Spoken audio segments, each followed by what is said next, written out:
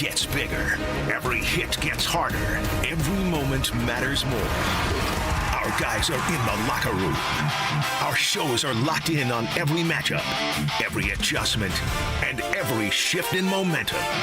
On your morning commute, on your lunch break, on your drive home. Our shows have you covered from puck drop to final buzzer and everything in between. Denver Sports 104.3 The Fan.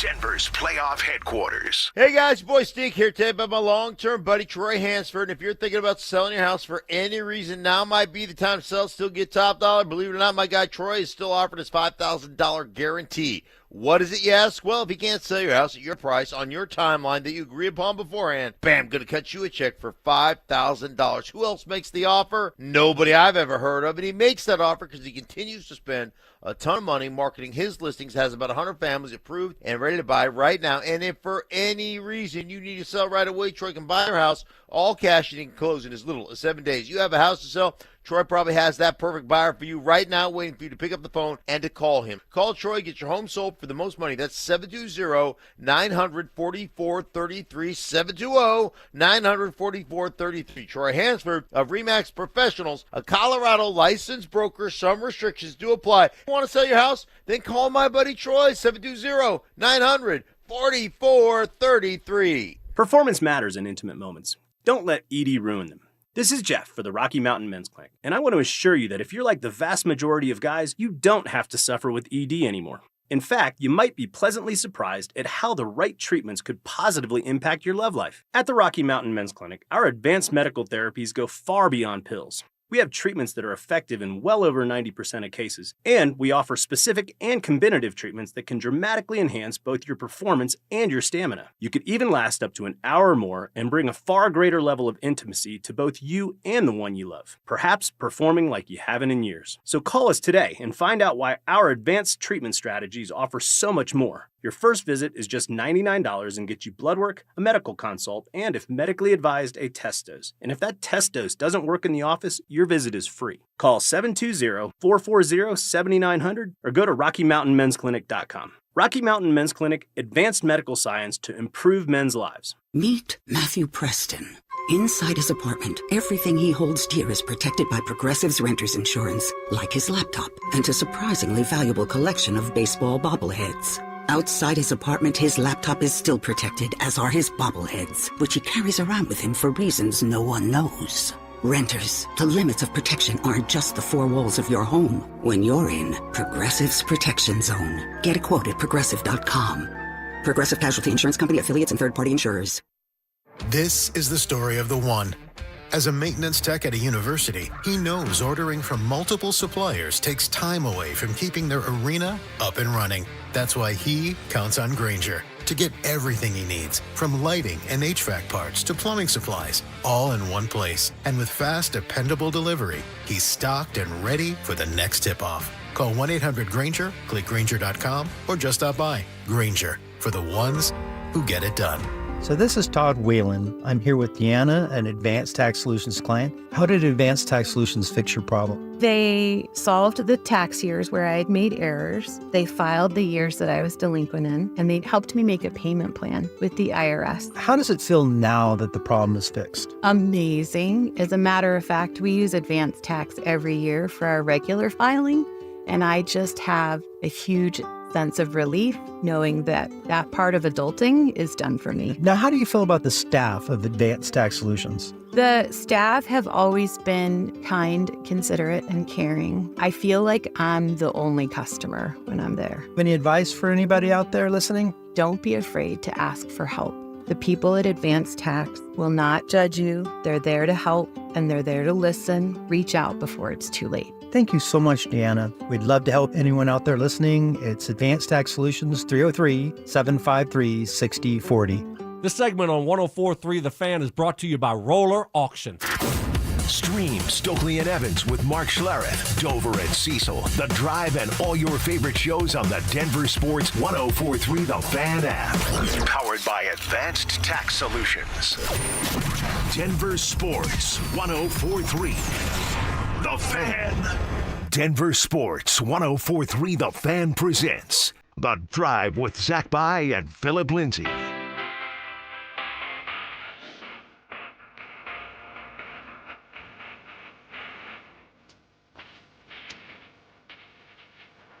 Off and rolling. Here on a Tuesday, May 12th, the day after the Colorado Avalanche put the boots to the Minnesota Wild to the tune of 5-2, nearly flipped the script from Game 3's 5-1 loss on Saturday night, and it was glorious. What up, James? What's happening, ZB? Boy, we were nervous yesterday, and I think understandably so. And, you just try to think ahead, and it's like, what's it going to be like when we sit down here at 2 o'clock today to talk about last night's game? Is it, hey, 3-1 in the driver's seat, start looking ahead, watch tonight, maybe watch a little Anaheim-Vegas, see who you're going to potentially be playing in the next round, or are we in full panic mode? Right. I'm so thankful. I'm so thankful, dude. Me too. Oh, my God. For a number of reasons. I would have driven myself crazy for 4 hours having to be in full panic mode. But, yeah, man, a huge sigh of relief. I thought it was a really, really good performance. We saw some things that, we hadn't seen yet in the postseason, like having to come from behind. It was only 1-0, but, it didn't just unravel. There was a lot of good things to take away from last night's game. How are you feeling when it was 1-0? I mean, you're going into the second period. It's 1-0. I mean, there was no scoring for the Avs. Yeah, I was nervous because you're looking at it of, hey, 4 periods in Minnesota. They had scored 1 goal. Yeah. With this team. Right. We talked about it yesterday, like, oh, my goodness, if the Wild kind of decoded the Avs, and if they'd have won last night, especially if it would have been another, 5-1 type of a game, that would have been the conversation. It's the Mike Tyson analogy that we kept making at the end of the show. Of totally. Once you get knocked on your butt, all of a sudden you're not invincible. When it was 1-0 after the first period, I was thinking, is that the direction it's going to go? It's why Nazem Kadri's goal was huge. Oh, I think it's the biggest goal of the playoffs so far. I agree. I think we'll look back, if this goes where we hope it's going to go, and we're at a parade, we will look back and think of the 3 or 4 big moments, right? Like the last Cup run. Was it Josh Manson that had the goal right before the end of regulation in St. Louis to win a game? It was. That was a huge moment because if you go to overtime, the Blues get to regroup. Who knows where that goes? And he scores with under a minute left, like seconds to go. That was a big moment. I thought Kadri's goal last night was just huge. To not just because it made it 1-1, but if that game gets to 2-0, then all of a sudden the questions about, oh my God, they've been outscored 7-1 here. They haven't come back from this big a deficit. Guess that goalie changed and it wasn't the magic elixir that everybody thought. Right. Et cetera, et cetera. Kadri's goal to even it out just kind of settled everything, and I thought that was enormous. It was, and the fact that it's Kadri who's back and was so instrumental to winning the Stanley Cup in 2022. And by the way, that Kadri goal starts with winning a puck battle after losing the faceoff. Now, not to get too in the weeds here, but you lose a draw when you're on the power play and you're in the opposition zone. That's a massive little micro battle that's lost there. They get to clear the puck, the deal. Yep. And they lost the draw. And of all people, it was Marty Netchus manhandling, and I forget who it was, honestly, from Minnesota, forgive me, but manhandling the Minnesota Wild player, getting the puck back, and then getting it to Kadri in the first place, and then he gets to follow up his own miss with a juicy rebound that's just dripping right in front of him. It was huge. It was huge. And then the second goal, Waugh and first of all, the acquisition of Nicholas Waugh, just 10 out of 10 for Chris McFarland. 10 out of 10. This guy's been so good for the Avs. But feeding Ross Colton, who, and you've been watching the Avs just like I have, Ross Colton has been sometimes maddening to watch. It feels like he's almost been cursed. He's had the longest goal drought of any player on the Avalanche. It's almost like, dude, are you living clean? You have just banged your head against this wall over and over. So to have that specific guy break through and take the lead when it seemed like he had a hex on him, it was I just felt the pressure just completely lift. And when he scored that goal, and it was Ross Colton specifically to make it 2-1, I'm like, okay, the Avs are going to win this game. I did have some doubts, and I picked them to win on the air, but I had some doubts when they didn't score at all in the first period, and they were out skating and out shooting, and the game wasn't rewarding them. I'm like, holy smokes, what's going on here? But man, when it broke open, it freaking broke open. Yeah, and the Avs tend to play this style of hockey where you just see these plays where it's like, oh my goodness, that was beautiful, that was pretty. That goal fell into that category.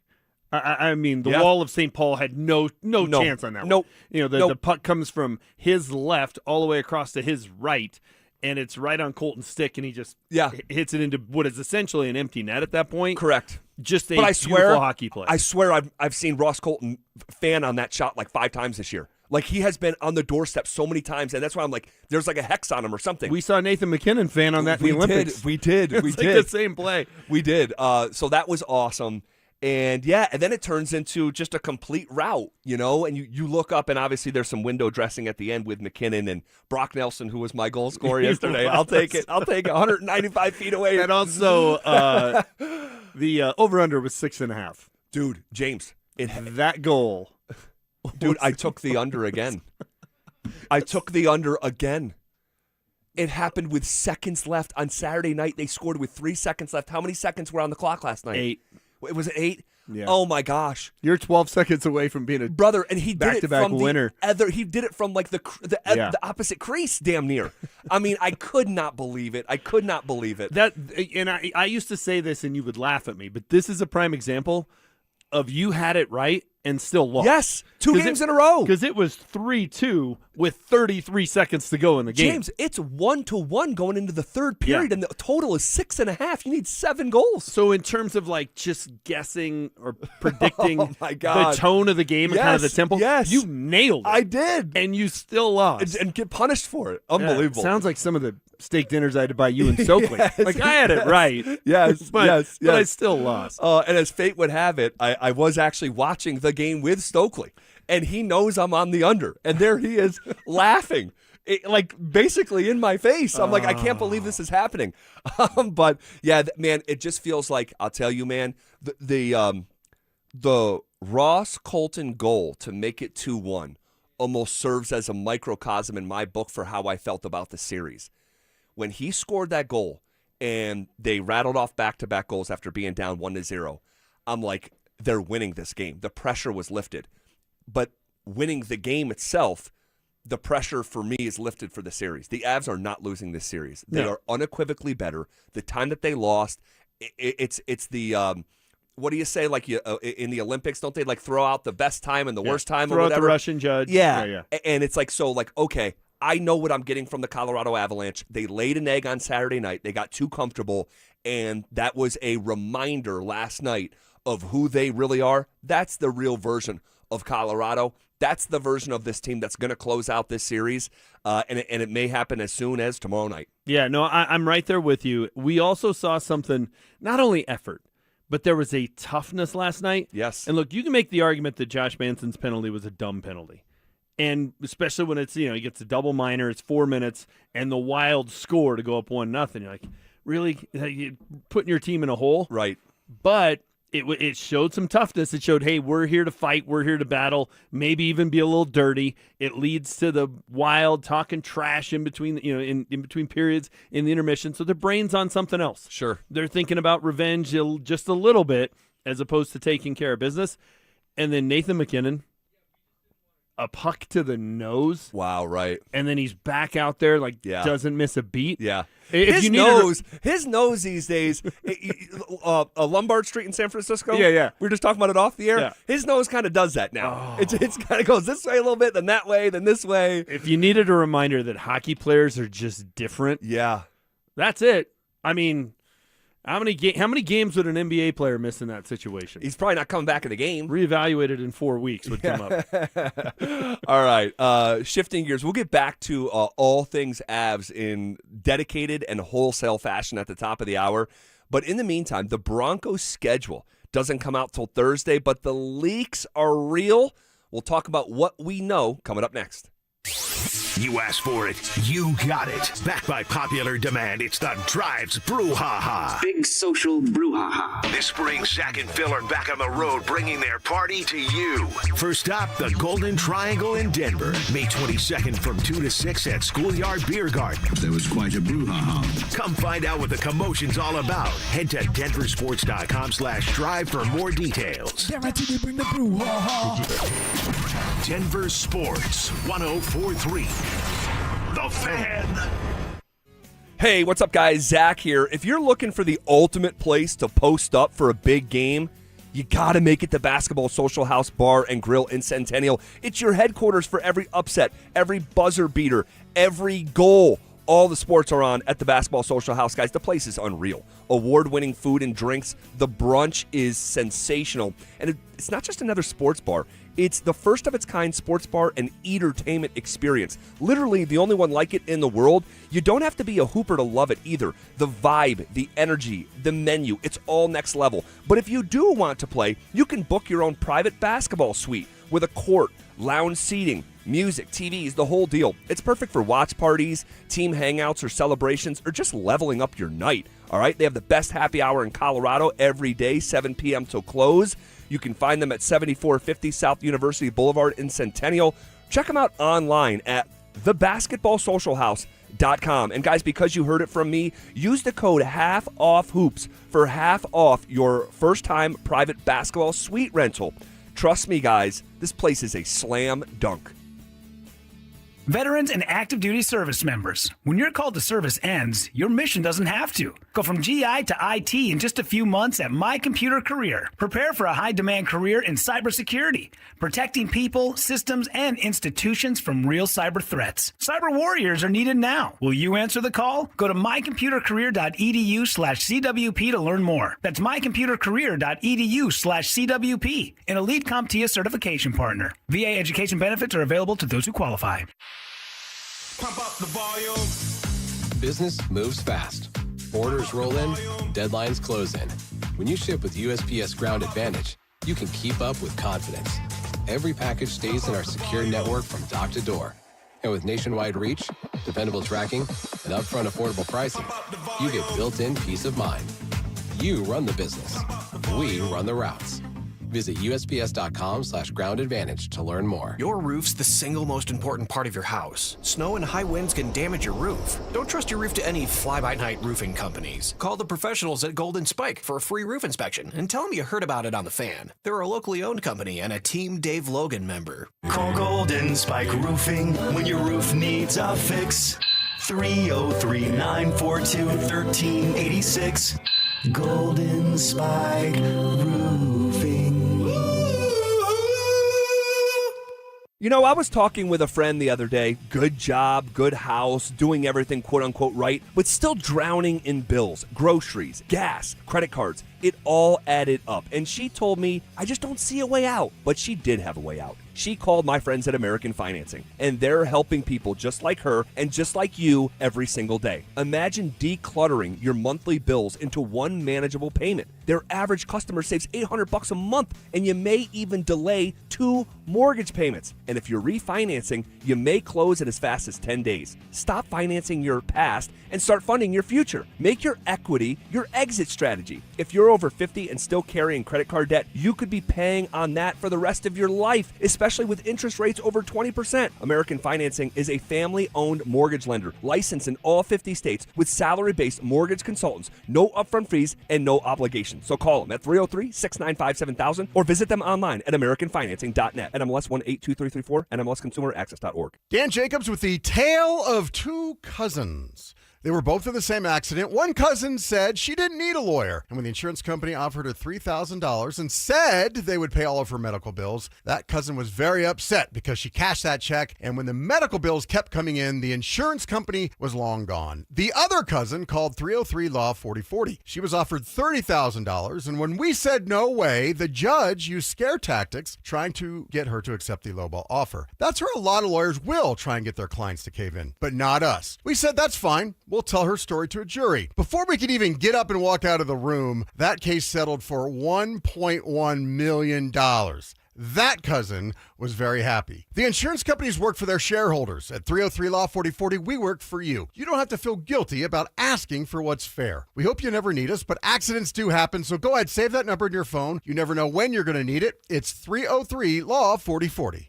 Stoke here for ROX Rocks Heating and Air. Are you in the market for a new air conditioner? Well, hold on. You need to think about a heat pump. My team at ROX are Colorado's heat pump experts and rebate specialists. Get up to $12,000 in energy rebates and credits. These savings are incredible, but they're only available for a limited time. Only at ROX Rocks Heating and Air. Now play that jingle. HVAC service, installation, repair. ROX Rocks Heating and Air. Questions about youth or high school sports? Positive Coaching Alliance can help. PCA, a national nonprofit organization, develops better athletes and better people through youth and high school sports. Info at positivecoach.org. You're listening to The Drive with Zach By and Phillip Lindsay on Denver Sports 104.3 The Fan.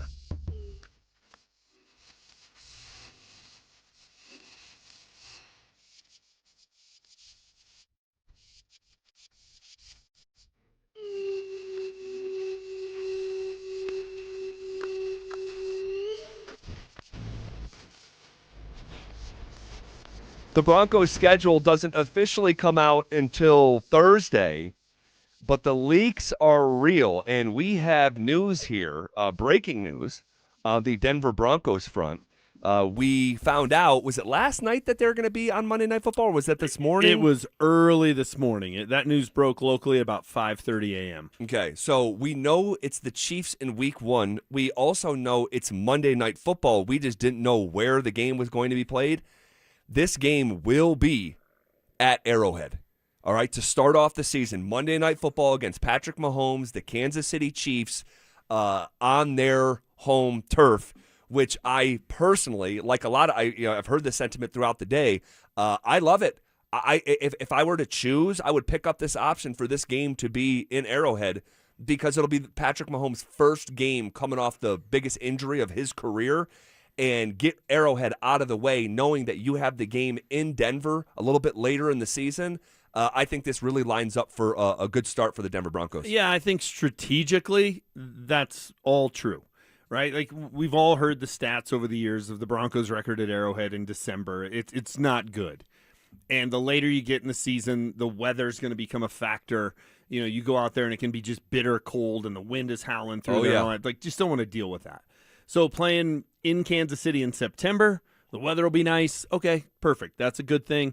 And then, yes, Mahomes, by all accounts, he's way ahead of schedule, and he's going to be ready to go for camp and everything else. But if you're Andy Reid, how much are you playing him in the preseason? Probably zero? Ooh, maybe a little? That's a good question. I think you see him a little bit, yeah. But it's going to be his first full action, and it's going to be the first time he's got Nick Benito and Jonathan Cooper and Zach Allen and all those guys coming at him at, game speed. Right. Not, preseason speed. Right. So I think he'll be, if he's ever going to be rusty, it's the most rusty he's going to be is Week 1. It's a good time to catch him. On the other side, so that's strategically. Like it does make sense. Get it out of the way. That's good. You kind of got, you got one in the bag that you can play later when you get him at home. It just sort of feels like, really though? You're the defending AFC West champs. You got to open at Kansas City?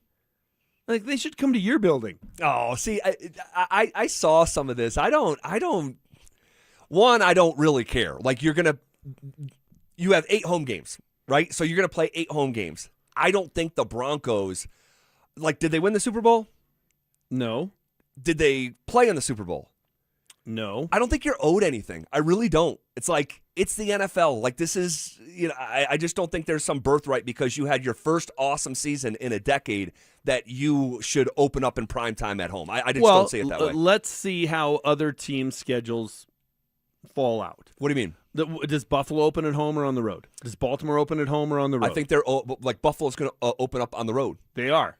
Well, I'm assuming so because we got the news that their first game in their new stadium is going to be Week 2 against Detroit. Okay. Well, but that may be where's the facility at? All that kind of stuff. But look, if other teams that are defending champs, divisional champs, if half of them are on the road, defending divisional champs, if half of them are on the road and half of them are at home, that's fine. If it's, hey, you can look at it and the teams that the league wants to promote and it's on the big, the promotional graphics, if they're open at home to help them get off to a good start, I'm going to cry foul. That's all. Cry foul. That's all I'm saying. Who won the AFC South last year? Houston. Or excuse me, the NFC South. Was it Carolina? It was Carolina, wasn't it? I mean, I guess because somebody had to win it. And they better be hosting. They better be hosting Week 1. They better be hosting Week 1. That's an 8-9 team. This is a 14-3 team that was the number 1 seed in the AFC, and they would have been in the Super Bowl if their quarterback hadn't gotten hurt at the end of the divisional game. Should the Rams be hosting a playoff game to start? Be hosting a home game Week 1? Yes, they're in Australia. Well, that's an honor. The Broncos are not getting some raw deal here because they're opening up on the road. I think it's a blessing. I really do. There's a little bit of a sign of respect that they're Monday Night Football. But sure, I agree with that. There's also a little bit of disrespect that you don't get to open at home. Disrespect? Yes. You sound like Chris Finch. They chose us! I think Kansas City, they get things kind of spoon-fed to them of, hey, you get to open at home. Let's make sure it's not. Patrick Mahomes isn't playing his first game after ACL injury, in a tough environment. He gets to be at home. I don't think there's some sort of sleeping agenda. In his own bed. He doesn't have to travel. He doesn't have to, be in a Chris Bryant type hotel bed. The Chiefs had won and lost Super Bowls and opened up Week 1 away from Kansas City. So I don't think there's some agenda. I don't think it's a big deal. Like I said, I love it. I think this is a good thing for the Denver Broncos. Get Arrowhead out of the way. Week 1, it's going to be a beautiful Sunday afternoon or Monday evening in early September.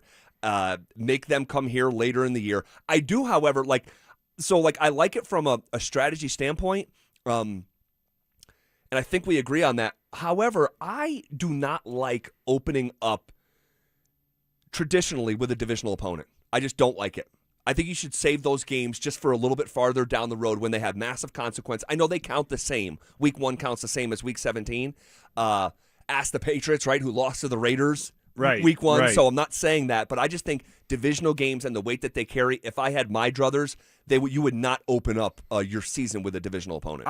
I would agree with you, but the end of the year, usually at least 3 of the last 4 weeks are the divisional games. I would bet you the Broncos-Chiefs rematch is going to be Week 17, Week 18 here in Denver. It'll be late in the year because the NFL's thinking there will be a lot on the line. I do like it strategically. I'm with you. I do find it a little disrespectful, that's all. But strategically, I like it. The disrespect plays to the Broncos' advantage here because, for lack of a better expression, I feel like they can go in and steal one in Arrowhead. Is it steal one? Kind of. See, I don't think so, and I hope I'm not biting off more than I can chew, because Lord knows someone will circle back on my ass if this doesn't turn out to be the case. But I think the Broncos have just passed Kansas City. I think they've passed them. Organizationally, I think that they're just, the NFL is a constantly evolving landscape, and nothing stays the same. And they had an incredible run. You tip your cap, it was a dynasty. And I think that level of dominance is over. I think that the Broncos are not just ascending; they're the top dog in the AFC West. So I understand why you would say that historically and traditionally over here the last 10 years, but I don't know if it's going in and stealing a game. I think the Broncos might be favored in that game, or a coin flip. I think they will. I think if the game was Thanksgiving Day, it would be a different line. I think the fact that you're getting Mahomes right out of the gate, it's also, hey, how's Kenneth Walker going to look in that offense? Well, he's going to look different in November than he does opening week. I mean, the opening week of the NFL, given how teams treat preseason, kind of even how they treat training camp, it is a crapshoot. Totally. I mean, you'll see some games, it's it's the Packers losing to the Saints a few years ago, 38-3. And the Saints had a mediocre season at best. The Packers went on to win 13, 14 games. Yeah, I think that was Rodgers' MVP season. It was. You just get some odd results.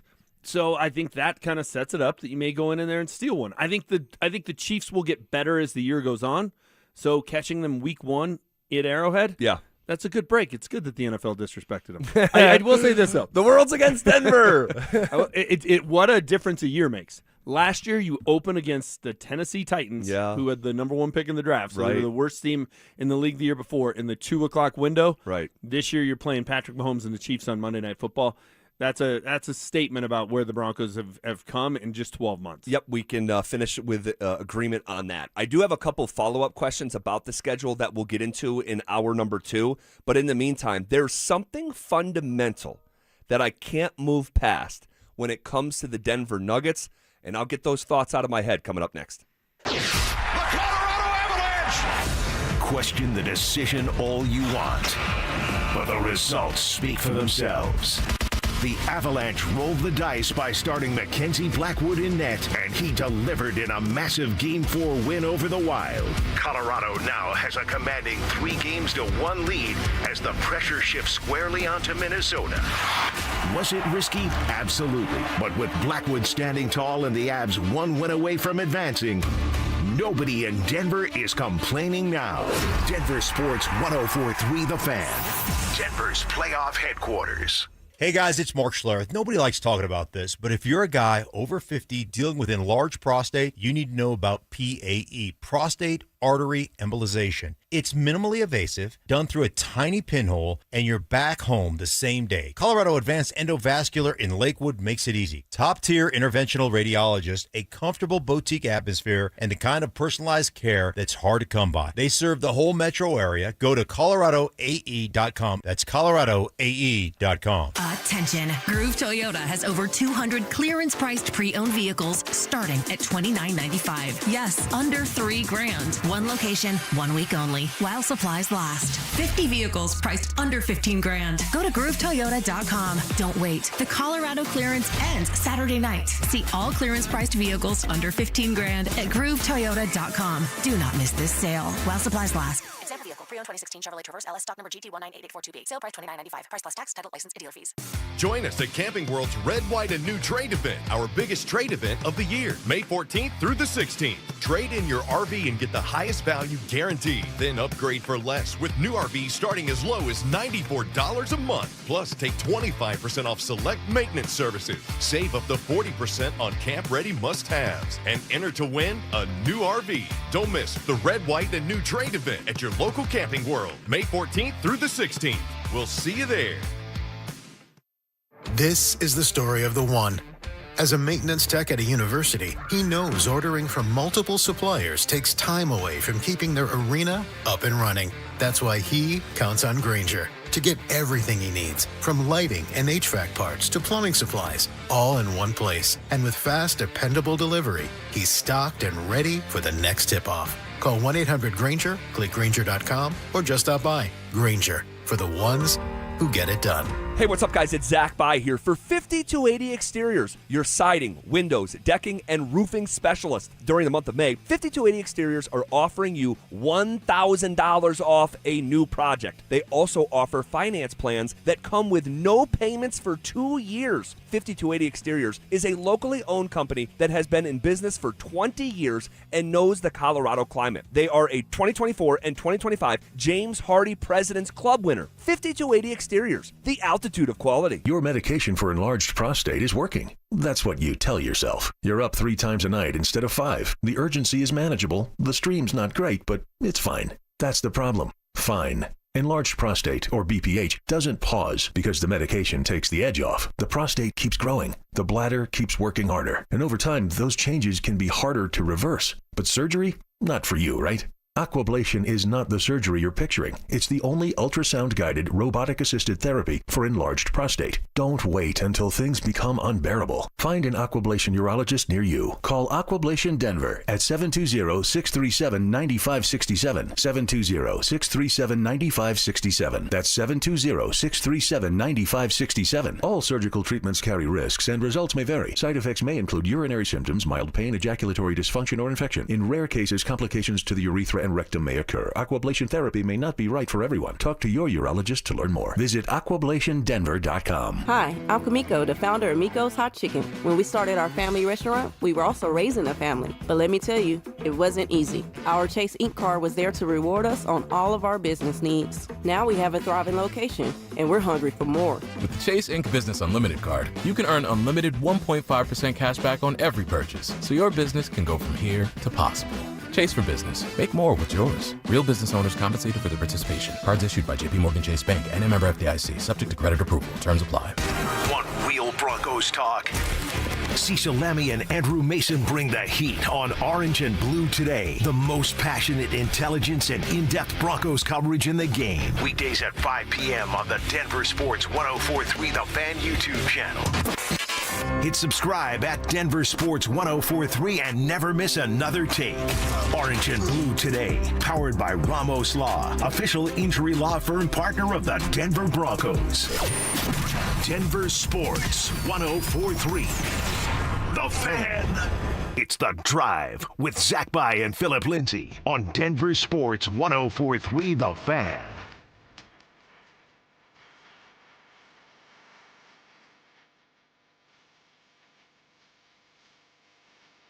All right, there's something fundamental that I can't move past when it comes to these Denver Nuggets. All right, I'll get that thought out of my head here in just a couple minutes. But first, guys, summer's calling. You feel this temperature today, James? Oh, my gosh. Yesterday, too, I left here. Got in the car. It was like 88 degrees on your dash thing. My temperature gauge. Yeah. And it was 6:05. I'm like, oh, yeah, summer's here. Summer's Hope we enjoyed spring because it was like from last Tuesday's snow until yesterday. Literally.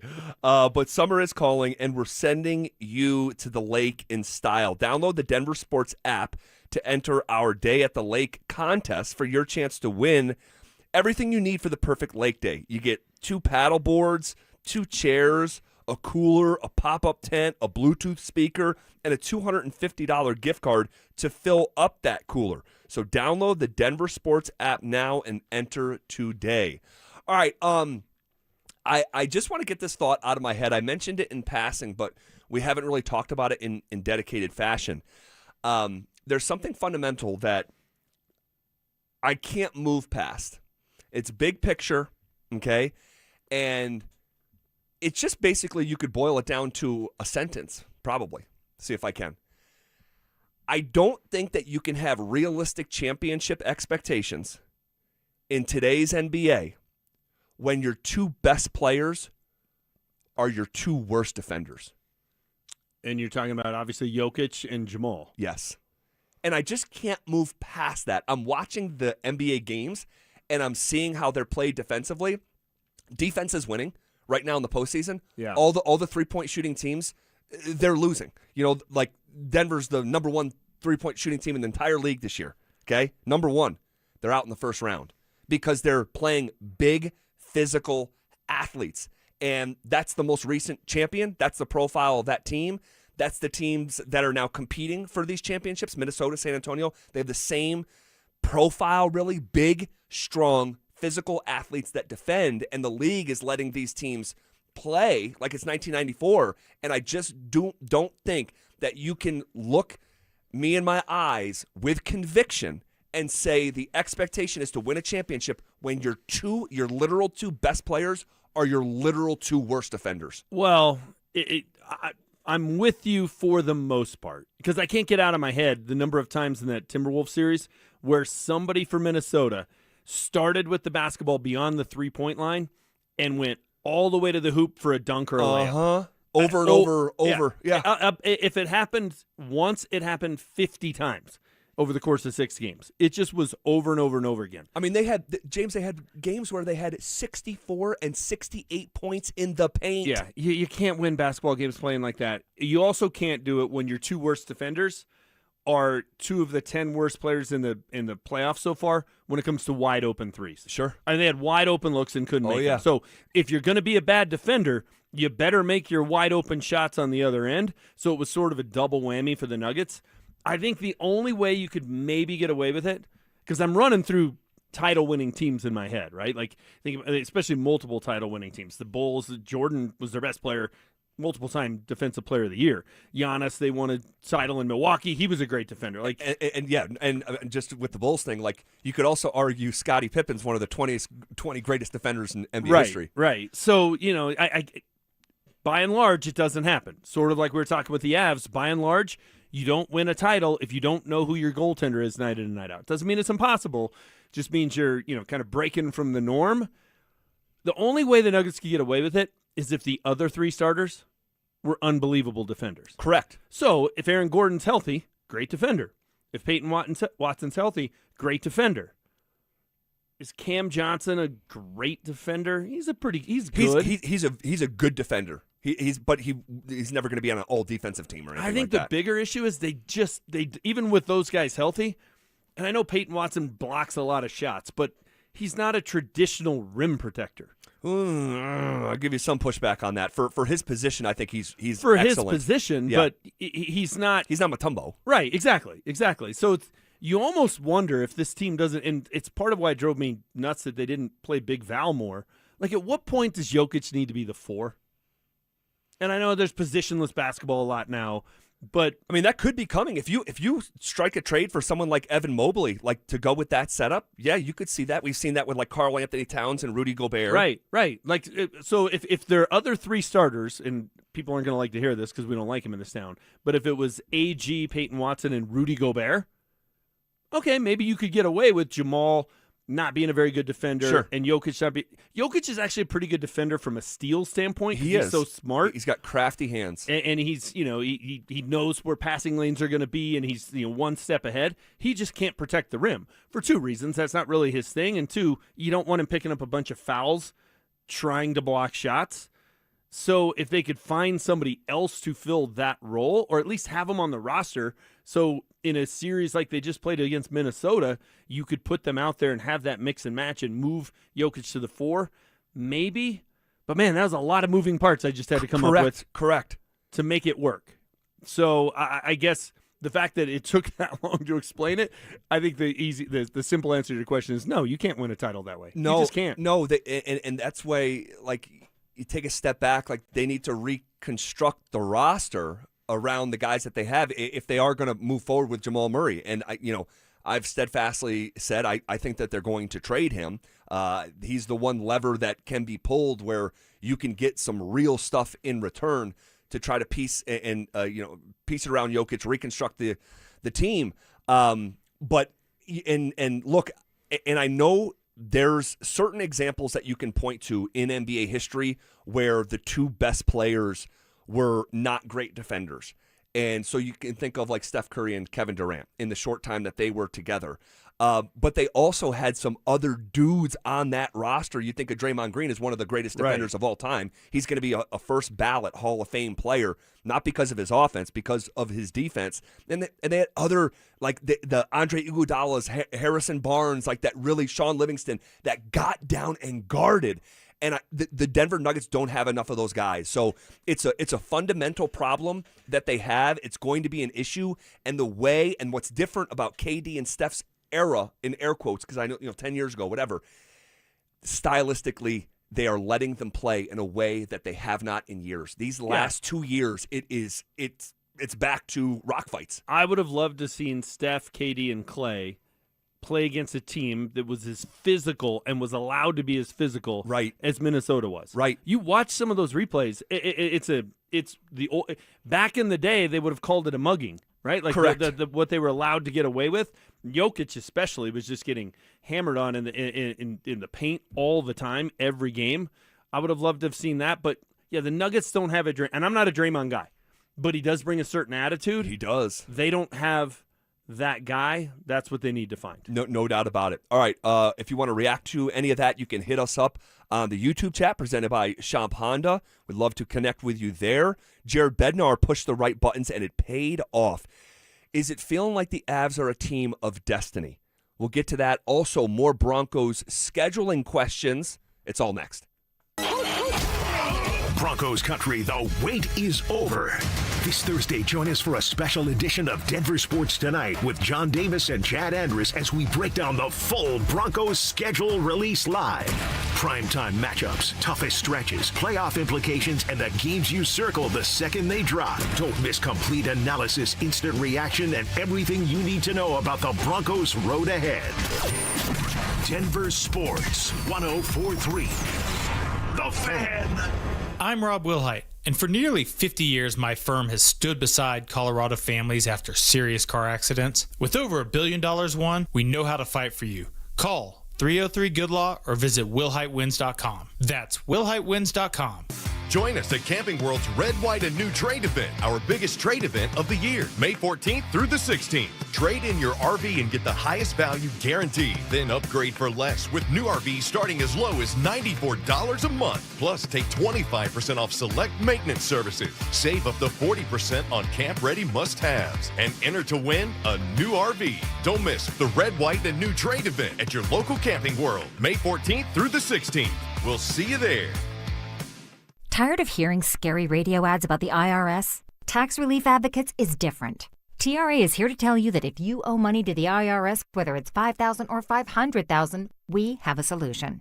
TRA can eliminate or reduce what you owe to the IRS with zero risk to you. We have over 1,000 5-star reviews on Google and an A+ with a BBB. End your tax nightmare today by visiting TRA.com or call 800-583-6681. That's 800-583-6681. I've got to tell you about Schomp Honda. If you're looking for an SUV that can handle Colorado, check out the new 2026 Honda CR-V. It's comfortable, capable, and perfect for everything from your daily drive to weekend getaways. Right now, Schomp Honda has the largest inventory since before COVID, so you've got more options than ever. And I love this. Schomp Honda does things differently. Their one price, one person, 1 hour philosophy means a fair price up front and way less time at the dealership. They never charge dealer handling fees. While medicine's greatest advancements look like the latest sci-fi, one of our most powerful tools is far more simple, more human. It's a calling to connect with purpose by treating people, not just patients. With innovations that amplify healing and lead to more personalized care, guided by the belief we all hold the power to heal. At Common Spirit Health, clinical excellence lives here. Human kindness lives here. Learn more at mountain.commonspirit.org. Usually when something sounds way too good to be true, it is. Imagine someone says they can cut your mobile bill in half. Sounds like a fantasy, but with Xfinity Mobile, it's the real deal, because when you have Xfinity Internet, you can cut your mobile bill in half. Plus, try Xfinity Mobile free for a year. No commitment. That's a lot of streaming, sharing, scrolling, and whatever else you can do with your phone. All for half price and none of the commitment. That means you'll save big over Verizon, AT&T, and T-Mobile. It's wild. Now all you have to do is think about how you'll spend all that extra money. Call 1-800-XFINITY, go to XfinityMobile.com, or visit a local Xfinity store to switch today. Xfinity, imagine that. Restrictions apply. Savings compared to one line of Xfinity Mobile Select to comparable plans from T-Mobile, Verizon, and AT&T as of 3/24/26. Taxes, fees extra, $30 monthly discount limited to new mobile customers only. After 12 months, regular rates apply. Are you one of those people who dread going to the dentist? If so, have you tried sedation dentistry? Learn more about sedation dentistry at coloradosedation.com. Sit back, relax, and dream with the most experienced sedation dentist and staff at Clarkson Dental. Imagine finding your dream home and moving in right away. No waiting to sell your old place first. Sounds perfect, right? That's exactly what Orchard's Move First, Sell Later program lets you do. Buy your new home now and sell the old one later. Here's how it works. Orchard gives you cash so you can buy and move into your new home first, on your timeline. No waiting, no showings, no double moves. Then the Orchard experts take it from there. They handle repairs on your old home for you so you attract the right buyers. Once they're done, a local Orchard agent lists and sells your home for top dollar. Orchard's Move First program gives you the freedom to buy and move into your new home first and sell your old home later. Buy before you sell and get top dollar for your home with Orchard. Ready to find out how much your home is worth? Visit Orchard.com to get your free home valuation. That's Orchard.com. For over a decade, Bluebird Windows and Doors of Denver's been servicing the Front Range with products built to withstand Colorado's unpredictable weather. Bluebird's Sunrise Collection windows are built to last a lifetime and are backed by strong warranties. Right now, buy 3, get 1 free through May. Mention you heard about Bluebird from me, Mike Evans. You'll save an additional 5%. Enjoy the outdoors through energy-efficient Bluebird windows. Visit gobluebirdco.com. Bluebird Windows and Doors. Make today a Bluebird day. KKFN and KKFN HD1 Longmont, Denver. Powered by Regen RX. It's The Drive with Zach By and Phillip Lindsay.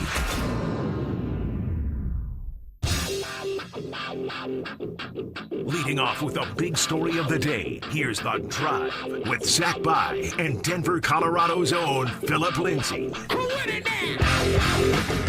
1 hour in the books. Quicker than a New York minute. Hanging out with you here on a Tuesday. And that first hour did truly fly by. James Marilat filling in for Phillip Lindsay yet again. Feels a bit like the order has been restored in the universe. Very much so. After the Avalanche just absolutely flexed on the Minnesota Wild last night. And their best, I don't think anyone can beat the Avs at their best. And I just, obviously, we're a little bit nervous going into yesterday. But this team has, you think to the old, Maya Angelou quote, when someone shows you who they are, believe them the first time. The Avs have showed us throughout this entire year who they are. And when they are at the peak of their powers, this is a team that's going to host a parade in late June. And last night was just another piece of evidence. Minnesota, barring an absolute egg being laid in Game 3, and that's what it was, collectively. We talked about it yesterday. But when they are at the peak of their powers, man, Minnesota has nothing for Colorado. They just don't. No, I mean, they struggled in the first two periods to get anything going offensively, other than when they had the 4-minute power play on the double minor that Josh Manson took. Other than that, they couldn't get anything going. I mean, look, Mackenzie Blackwood was good last night, but he didn't have to be very good early. Correct. I mean, at one point it was 20 shots on goal for the Avs and 4 for the Wild. Blackwood had stopped 3 because he'd actually given up a goal. 3 more shots than you and I at that point.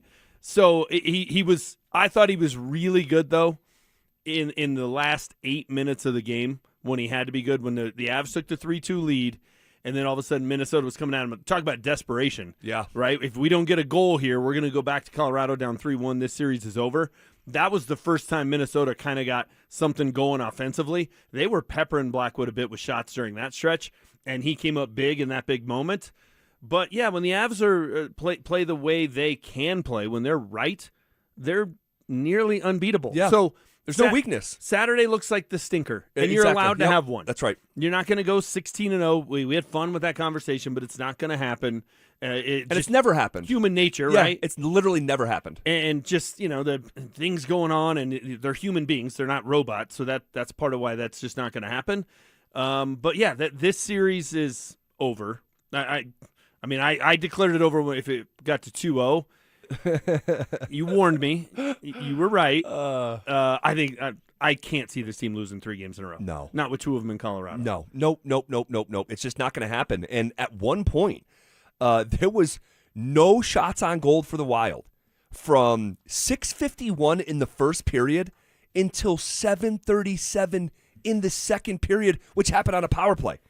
The real time in between shots on goal was over 62 minutes in real time. That is psychotic. And this is like, when we talk about the Avs not having a weakness, when they are motivated like they were last night, yes, they're the best offense in the league. Everyone knows that about the Avs, but they're also the best defense in the league, flat out. Yeah. Like the top penalty kill, there's not a lot of chinks in their armor. No, not at all. And they also brought a toughness last night. They did. I mean, Josh Manson's penalty, especially because it led to a 4-minute power play, and they fell behind. And I was saying this, too, at the time, it's a dumb penalty. But with the benefit of hindsight, you look back and say, okay, but it sort of established a tone of, all right, we're here tonight. We're going to match the physicality. We're here to battle. We may have, been sleepwalking on Saturday night, but that isn't the case on Monday night. I thought that was important. We talked about earlier, Nathan McKinnon taking one in the nose and doesn't miss a beat. Comes back out there, gets a goal late, and an empty netter. So, they just showed a toughness that normally doesn't come with a team that is sort of this high-flying, finesse, offensive-minded, best offense in the league kind of thing. You don't often see that grittiness and the toughness. That was the other part we saw. And when you hold a team for nearly a full period of time, for over an hour of real time, without a shot. Incredible. That's just doing the dirty work. It's suffocating. That's the only way to explain it. Yes. it is another thing, though, of everybody wants to talk about Jared Bednar being a genius. Everybody wants to talk about what it was a great move. He didn't face a shot for nearly an entire period. Scott Wedgwood would have won last night, too. You could make the argument maybe he doesn't even let in at least the first goal that Blackwood let in. So I still don't love the situation because, yeah, Blackwood played well last night. I assume he's starting Game 5? Yeah, so let's have that conversation. And by the way, like, you're not hearing me, I'm a big Jared Bednar guy. You're not hearing me call him a genius for that move because I don't think it was. I stand by my position yesterday. I thought Scott Wedgwood should have started. He didn't. Blackwood went, played well enough to win the game and made some key saves when it mattered most down the backstretch of that third period. But I think you win with Scott Wedgwood last night too. Agreed. Game 3 was not about Scott Wedgwood. I don't like how that is being framed. It's like, well, now they're new and improved. It was a collective wholesale egg that was laid. He's the face of it. And it's now like, what's the future here? I'm not sure. Well, I actually think I know what's next. It's going to be Mackenzie Blackwood tomorrow night. I would guess so, but I don't like the situation if it's Jared Bednar is trying to read the tea leaves on a game-in, game-out basis of, hey, who looked better in practice? Who was better out there with Busey, working out with the goaltending coach, and you're just trying to have a feel, and you're just trying to read the tea leaves and predict who's going to have the better night. I don't like that. If it's, hey, we're going Wedgwood, we're the hot hand, we're losing, we lost the game, other guy's turn, and it's Mackenzie Blackwood till they lose again, fine. And every time you lose, you change it. Okay. That is interesting, man. Now there's some rhyme or reason to it. Yeah. And this is maybe not a perfect analogy, but the one that kept popping into my mind when it was the guesswork part of it is if you're in a fantasy football league and there's always that guy who has 2 kickers and he's trying to figure out which one to play each week. Kicker's such a crapshoot. Like, you never know if they're going to kick a bunch of extra points or a bunch of field goals. And inevitably, he benches Rob Baronis when he kicks 7 field goals. That's what happens. You don't want to make it be guesswork. If there's a rhyme or reason, and if that's what it is, hey, we're riding you till you lose, and then we're switching. It's not your fault that we lost, but that's the way we're going to play this thing. Okay, you can sell me on that, and I'll buy in. Well, here's the thing. It's like it's almost impossible to – like, the results are the results. They're 7-1. Would they have been 7-1 with Scott Wedgwood last night? I believe so. But at the end of the day, it's like it takes a certain level of trust, that you quite frankly might not have. But I know for me, it's like there's just a level of trust with Jared Bednar, and I trust. The process, when the season's on the line and you're going for a championship, the process is secondary to the results. And the results right now are damn good, even though I give some pushback on the process. Would they be 7-1 with Mackenzie Blackwood? Ooh, that's... My guess is yes. So, to some extent, then, it doesn't matter. I don't know about that. The way we saw him play after the Olympic break, where he had some games where he was struggling, he James. Was bad. And that's what I'm saying. You're winning back-to-back 2-1 games to start the Kings series. That's why I'm just not sure. What are the odds in that 4-game series against the Kings that he has one of those nights? Right. Like, there's a reason Wedgwood became the guy. He was not supposed to be the guy. But 2 things were happening at once. He was playing awesome, and Blackwood wasn't playing well. And the way L.A. wanted to play, if Mackenzie Blackwood would have been in net and had one of those stinker kind of games, and you give up 4 goals, even as powerful as the Avs are and as explosive as they are, the way the Kings want to play, I'm not sure you're digging out of that hole. So I think they'd probably be 7-1. But I'm not sure. I'm just not sure. I'm 100% confident they win last night with Scott Wedgwood. Me too. Me too. One with that approach and that suffocating defense and forecheck, the forecheck was an 11 out of 10 last night. It's just off the charts. Just the entire approach. You can look at hits, game over game. They had 32 hits last night. They had 25 in game number 3. The number of block shots just went up by 40%. Not like because it just was happenstance. Like there was the approach across the board. There was a determination. There was a grit. There was just an emphasis on all of that stuff that was a box they just didn't check in game 3. Agreed. Now, 2 out of the 4 games they've played focused and played their kind of brand of hockey. They didn't in game 1 defensively. Offensively, they were fantastic. They scored 9 goals. But there were a lot of defensive breakdowns. There were a ton of them in game 3, which didn't help Scott Wedgwood. Game 2, they cleaned it up. Last night was their best game of the series. I agree. It overall, in terms of like both ends of the ice, offensively, defensively, just kind of everybody bringing it, including the goaltender. Again, I thought he was really, really good, if not great, when he had to be great late in the game. Because if you give up a goal there and it's 3-3 and that crowd starts going nuts, it feels a little bit like Game 7 in Dallas last year, where it's like, you can't stop the egg that fell off the side of the top of the house once it starts rolling one direction. And I thought he was you could even say he was sensational at that point, because he really was. He had some huge saves. The one kick save to his left that easily he could have kicked it into the net instead of kicked it wide. And they talked about how his leg angle there helped prevent a goal. He was really good. It was their best game of the series, which I guess probably means it was their best game of the playoffs.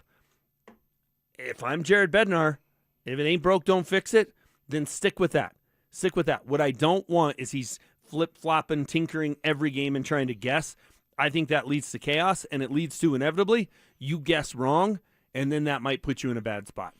The Josh Manson thing, man, that sure took on a life of its own. I mean, he had been out of the lineup. He just comes back. I don't know what shift it was for him, probably, third or fourth or whatever it was there in that first period. And for him to butt-end jab McCarron, like, you don't hear that called. No. Like, that was just the fourth time in 26 years that call was made. And it happened last night, and the Wild made him pay for it. And then you have, McCarron in between periods saying this. Well, I blew him up, and he grabs me and pulls me on top of him. And then, he's a dirty player. He took his butt end and clearly butt ended me in the face. I don't know how it's not a 5-minute. I think the rule book says it's a 5-minute if you butt at someone in the face. He's a dirty player. He's always been. Not very well respected. All right, I disagree with the last part. I think a lot of people respect Josh Manson. I don't know about the dirty stuff. I mean, and by the way, that was McCarron after the game, not in between periods. In between periods, he's telling PK Subban, you played with him, PK, or you played against him. You know how dirty he is. And, if that happened to the Avs, I would probably be saying that was a dirty play. Agreed. I was just going to say that. He's a little bit of the Bill Romanowski thing. Sure. You love him when he's on your team. Right. You can't stand him when he's on the other team. If we're just being objective about it, was it a dirty play? Yes, it was a dirty play. And they were fortunate it wasn't a 5-minute game misconduct and he's out, because the way I understood it during the broadcast is it became a double minor because it was an attempted butt end. If they could have seen conclusively that he hit him with it, it's the 5-minute major and he's out. I see. That's where I get confused. Me too. I thought it was pretty conclusive. Me too. But it's also a really dangerous play, hitting somebody up near their temple with the butt end of your stick. Like, there's a reason that's a rule that's going to kick you out of the game. There's a reason we've seen it 4 times in 26 years. Like, come on. You can't be doing that. I love establishing the toughness. I do. But if you lose that game by 1, this is a huge talking point today. Big time. And if he gets the 5-minute major, right. Who knows? Because then they're out there for a long time on a power play. Who knows how that turns out? And just your deep pairings for the rest of the game. Right. Things get all wrinkled there. Here was Manson after the game. That's fine. If he wants to call me a dirty player, he can just look at my history. It's been 13 years and I haven't been suspended yet, so obviously I'm not that dirty, you know what I mean? I think there are other guys in the league that are doing more, but was that the cleanest play? No. Was it purposeful? No, and it wasn't purposeful either. But like I said, served my time. They scored on it, so benefited them. That's his perspective. And he had a separate quote that was like, "Now I was trying to punch him in the head, but I wasn't trying to do it with the butt end of my stick," which is just hilarious. It's such a hockey player quote. I also love the quote, "I'm not that dirty." Right. Oh, okay. Well, that conversation surrounding him, it's sort of like, how do you want to see it? Right? It's like the Bo Nix conversation. Yeah, if you want to argue, hey, you could deeply concerned like me, you went into his ankle 5 times, but he's all like on the other side. It's like, well, he's missed 1 game in 2 years as a Denver Bronco. So, like, how do you choose to see it? He makes a good point. He's never been suspended. I was going to say that's a really good point. Yeah. But he also said, it was a little bit dirty. It's like, okay. And it's a very fine line, but we would have loved for the Nuggets to have someone who was a little bit dirty. Totally. And nobody wants to say it out loud, but because it just kind of feels a little icky, for lack of a better word. Sure. But like, you kind of need to have some guys that are a little bit dirty, that'll deliver a hard foul.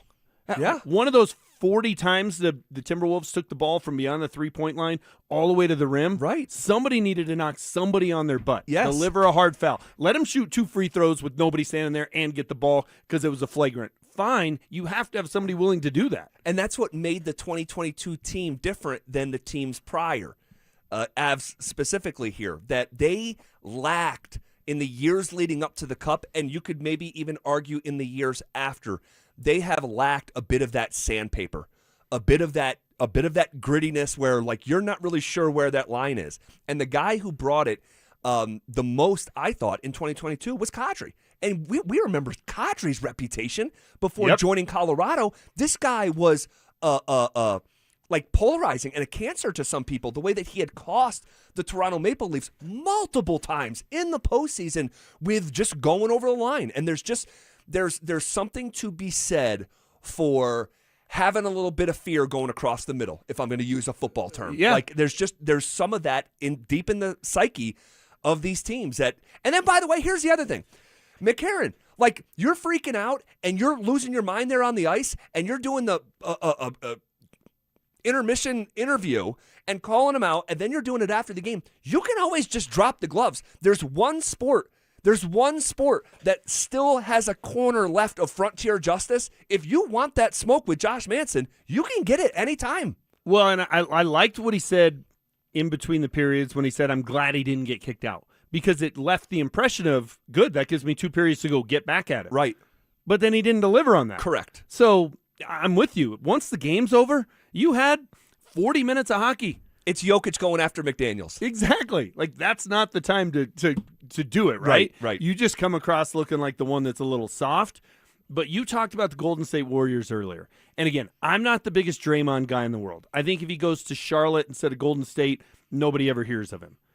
But that team... I can't co-sign that, but keep going. Okay, but that team, if you want to talk about kind of the definition of, other than him and some other guys, but I mean, that's a finesse team, that's a high-flying team, that's a pretty team, that's a Steph, shooting from the logo all the time. It's Klay Thompson putting up 30-some in a quarter. It's him putting up 40 and dribbling 4 times. Like, it's that kind of team. But they also had Draymond Green, who led the league almost every single year in ejections. Oh, yeah. Every year in the playoffs, it would be like, man, if he gets another T, he's going to have to sit out a game. Like, and he could cost them, too, because you could argue he cost them a championship against Cleveland, getting himself kicked out of that. You could definitely make that argument. But they don't win the other ones without him. Correct. I agree with that. So it took the collection of them. If you've got Klay and Steph and the way they play, which I think is beautiful to watch. I like that brand of basketball. But you don't have an enforcer on that roster that's going to stand up for those two guys. I don't know that they win a championship. As good as they were, I don't know if they win a championship if they don't have that guy that nobody wants to mess with. That's a little bit, you're never sure what he's going to do. Yeah. And that was Draymond Green's role with the Warriors. I'm not putting Josh Manson in the category of Draymond Green. I'm not. Draymond Green's a Hall of Famer. But somebody on the team has to fill that role. And maybe each night it can be somebody different. Yeah, and I think that's the case here with this group. But if you don't have somebody filling that role, then you start getting pushed around. Guys start taking shots at Nathan McKinnon, et cetera, et cetera, et cetera. And then that team, then the Avs don't look like the Avs. You have to have somebody that's kind of the bad guy. Yep, and I will take it. I'll take it right now. And we would if we're doing this job in Minneapolis, it might be a different tone. But he's our guy. And so we'll see what this dynamic looks like moving forward. I'm a little bit surprised, and I know you don't typically see a lot of fighting in the postseason, although we have seen it actually in this postseason. You look at the Sabres series. It would not shock me if tomorrow night someone actually drops the gloves, and I would imagine it would be Manson or Gabe. I would agree, and I think if the game gets a little bit out of hand, if it's a closeout game kind of like they had against the Kings, where by the third period the thing was a runaway, you could see guys like, okay, Time to at least I'm going to go into the offseason getting my revenge. Yeah. I'm going to be able to sleep a little better, even though we got eliminated. I'm not going to be sitting there. I'm not going to feel like Darren McCarty back in the day with the Red Wings saying, I can't believe I shook that guy's hand. Right. They'll do the handshake line, but he's going to do it after he gets a little justice. Yeah. All right. We'll see what that looks like tomorrow night. Just a massive, massive win for Colorado.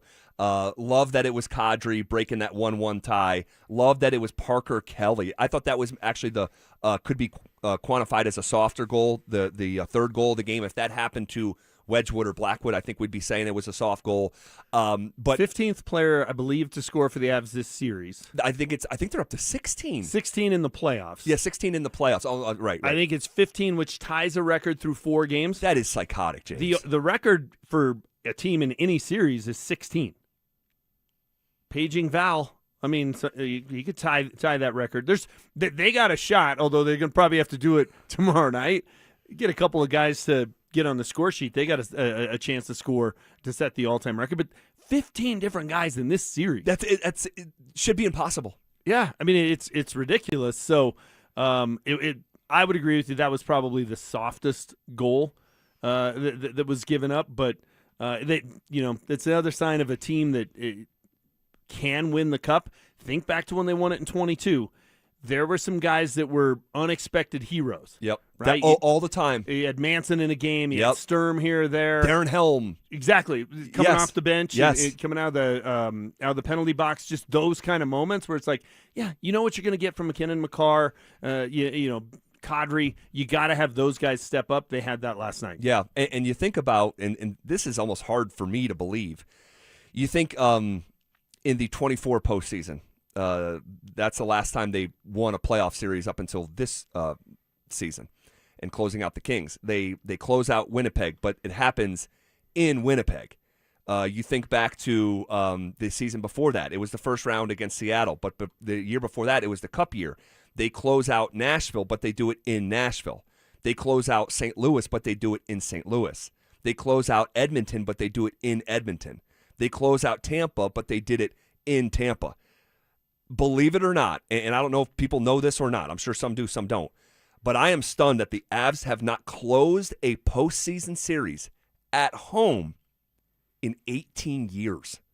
Wow. Yeah. 18 years? You heard that right. A team that's in the postseason, at least in the last decade, every year. Yes. Wow. Well, you remember back to in the Stanley Cup final, they had a chance in Game 5 to close out Tampa. I was there. People I'll remember spent a lot for of the money. rest of my life. It was the most awkward, uncomfortable sporting event I was ever at. Because you assume then, okay, they're going to go back to Tampa, they're going to even it up, and then you're coming back here in Game 7, coin flip. Yeah. Like you went to the game assuming you were going to celebrate them winning a cup. Everyone did. It was a powder keg just waiting to explode, and unfortunately the Avs in Game 5 that year had the same approach that they did on Saturday night in Game 3. No one showed up. It was bizarre. 2008 was the last time they closed out a series at home? How psychotic is that? Like, think to the year before the Cup. They closed out St. Louis in the first round, but they did it in St. Louis. And they went on to lose to Vegas in that year that they started the postseason 6-0. And that's, prior to that, it's like it seems impossible. It does, especially as good as they've been in the last decade. And I'm critical of the fact that they've lost so many times in the second round. Yeah. But that still means you won in the first round a lot. Yeah. I mean, they've had a couple where they lost. But 2019, they beat Calgary, but they closed them out in Calgary. I mean, it's a little bit kind of a quirky stat because there's some sweeps in there. Sure. Yeah. But that is hard to believe that they haven't closed out a series at home since 2008. Now all of a sudden you got me nervous about tomorrow. Well, no, don't be nervous. Don't be nervous. We are going to see a handshake line tomorrow night in Denver for the first time in nearly 2 decades. I hope you're right.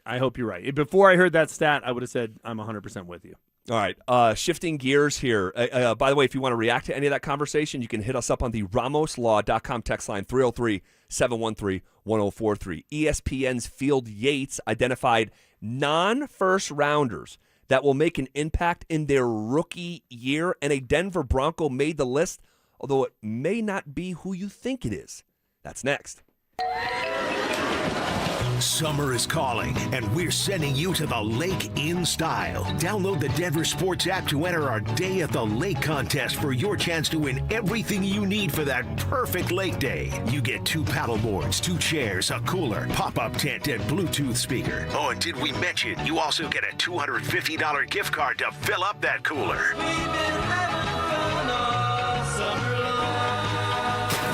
Download the Denver Sports app now and enter today. We'll see you at the lake. Denver Sports 104.3. The Fan. If you have unfiled taxes or are in debt to the IRS, this is important news. Did you know the IRS has programs specifically designed to help people struggling with tax debt? Powerful tax assistance programs that can save you thousands if you qualify. No one knows these programs better than the experts at Optima Tax Relief, America's most trusted tax resolution firm, A-rated by the Better Business Bureau. Their award-winning tax attorneys and licensed professionals have resolved over $3 billion of tax debt for their clients. One call to Optima can start the process, helping to put an end to your worries about wage garnishment, asset seizure, and other aggressive IRS actions. Find the best options to solve your tax problems. Call the experts at Optima Tax Relief today for a free consultation. Call 800-343-6460. 800-343-6460. 800-343-6460. Optima Tax Relief. Some restrictions apply. For complete details, please visit OptimaTaxRelief.com. Done right kitchens, baths, counters and floors, finished basements, windows and doors. Our 8% scheduling incentive and bank financing to ask about make a great time to call. 800-362-8370 or drhi.com. Getting a little older doesn't have to mean, well, getting older. This is Jeff for the Rocky Mountain Men's Clinic, and if you're feeling low energy, can't sleep, can't lose weight, are struggling with brain fog, or your sex drive is off, it's time to change it up. At the Rocky Mountain Men's Clinic, our advanced medical strategies featuring TRT, GH peptides, NAD+, GLP-1s, PDA, and more treat low T and other hormonal issues to help you shed pounds, have more energy, enhance your body composition, improve sleep, increase your sex drive, and so much more. Getting you back in the game again. So don't be older. Be stronger in the gym. Be sharper at work. Be better in the bedroom, and be more confident in every part of your life. So call us today and find out how our advanced treatment strategies could change the game for you. Your first visit is just $99 and includes blood work and a medical consult. And if you start on one of our advanced treatment plans on the day of your appointment, your visit is free. Call 720-440-7900 or go to RockyMountainMen'sClinic.com. Featured therapies are compounded and have not been evaluated nor approved by the FDA. Provider prescription required. See website for details. A buddy of mine told me he was tired of the constant juggling, paying one bill late just so he could cover another. He said it felt like he was always robbing Peter to pay Paul. And honestly, a lot of people are in that same spot right now. Everything costs more, and it feels like there's no breathing room. But he's a homeowner, and that meant he did have options. He called my friends at American Financing. They're helping people just like him every day. No judgment, just real guidance. They look at your whole financial picture, not just your credit card debt. Their average customer saves $800 a month, and you may even delay 2 mortgage payments. And if you're refinancing, you may close in as fast as 10 days. Imagine decluttering your bills into one manageable payment and freeing up cash flow for the things that actually matter. Stop financing your past and start funding your future. Make your equity your exit strategy. American Financing is a family-owned mortgage lender licensed in all 50 states with salary-based mortgage consultants, no upfront fees, and no obligation. So call them at 303-695-7000 or visit them online at AmericanFinancing.net. NMLS 182334, NMLSConsumerAccess.org. When a semi-truck hits you, it's not always just a fender bender.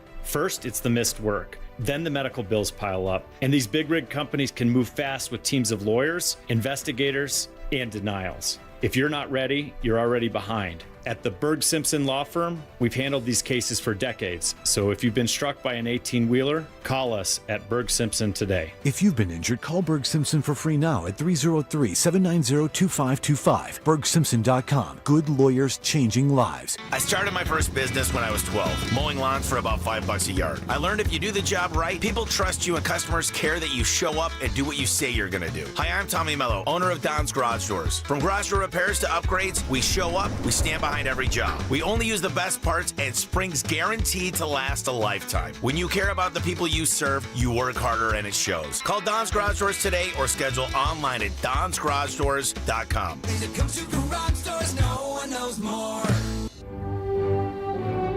Women go through many changes in their lives.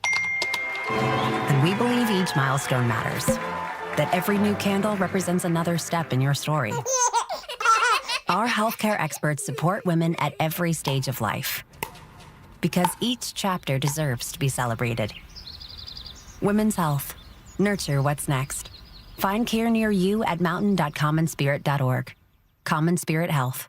Human kindness lives here. Do you believe in love at first sight? We do, and you will too when you see Tacori. Handcrafted in California, Tacori rings have design details you won't find in any other diamond engagement rings. Including Tacori's perfectly engineered crown and windows of light created by Tacori's iconic crescent design. It's the Tacori touch, and you'll find it at Williams Jewelers, Colorado's only platinum Tacori store. I'm Steve Williams. I'm Shayna Williams. And I'm Dylan Williams. You'll find all your Tacori jewelry at Williams Jewelers of Inglewood, along with one of the largest selections of certified loose diamonds in the state, all at the guaranteed best price. So come, fall in love with the Tacori ring she's always dreamed of. Tacori at Williams Jewelers of Inglewood, Colorado's premier jeweler. Williams Jewelers, we can make diamonds a part of your life.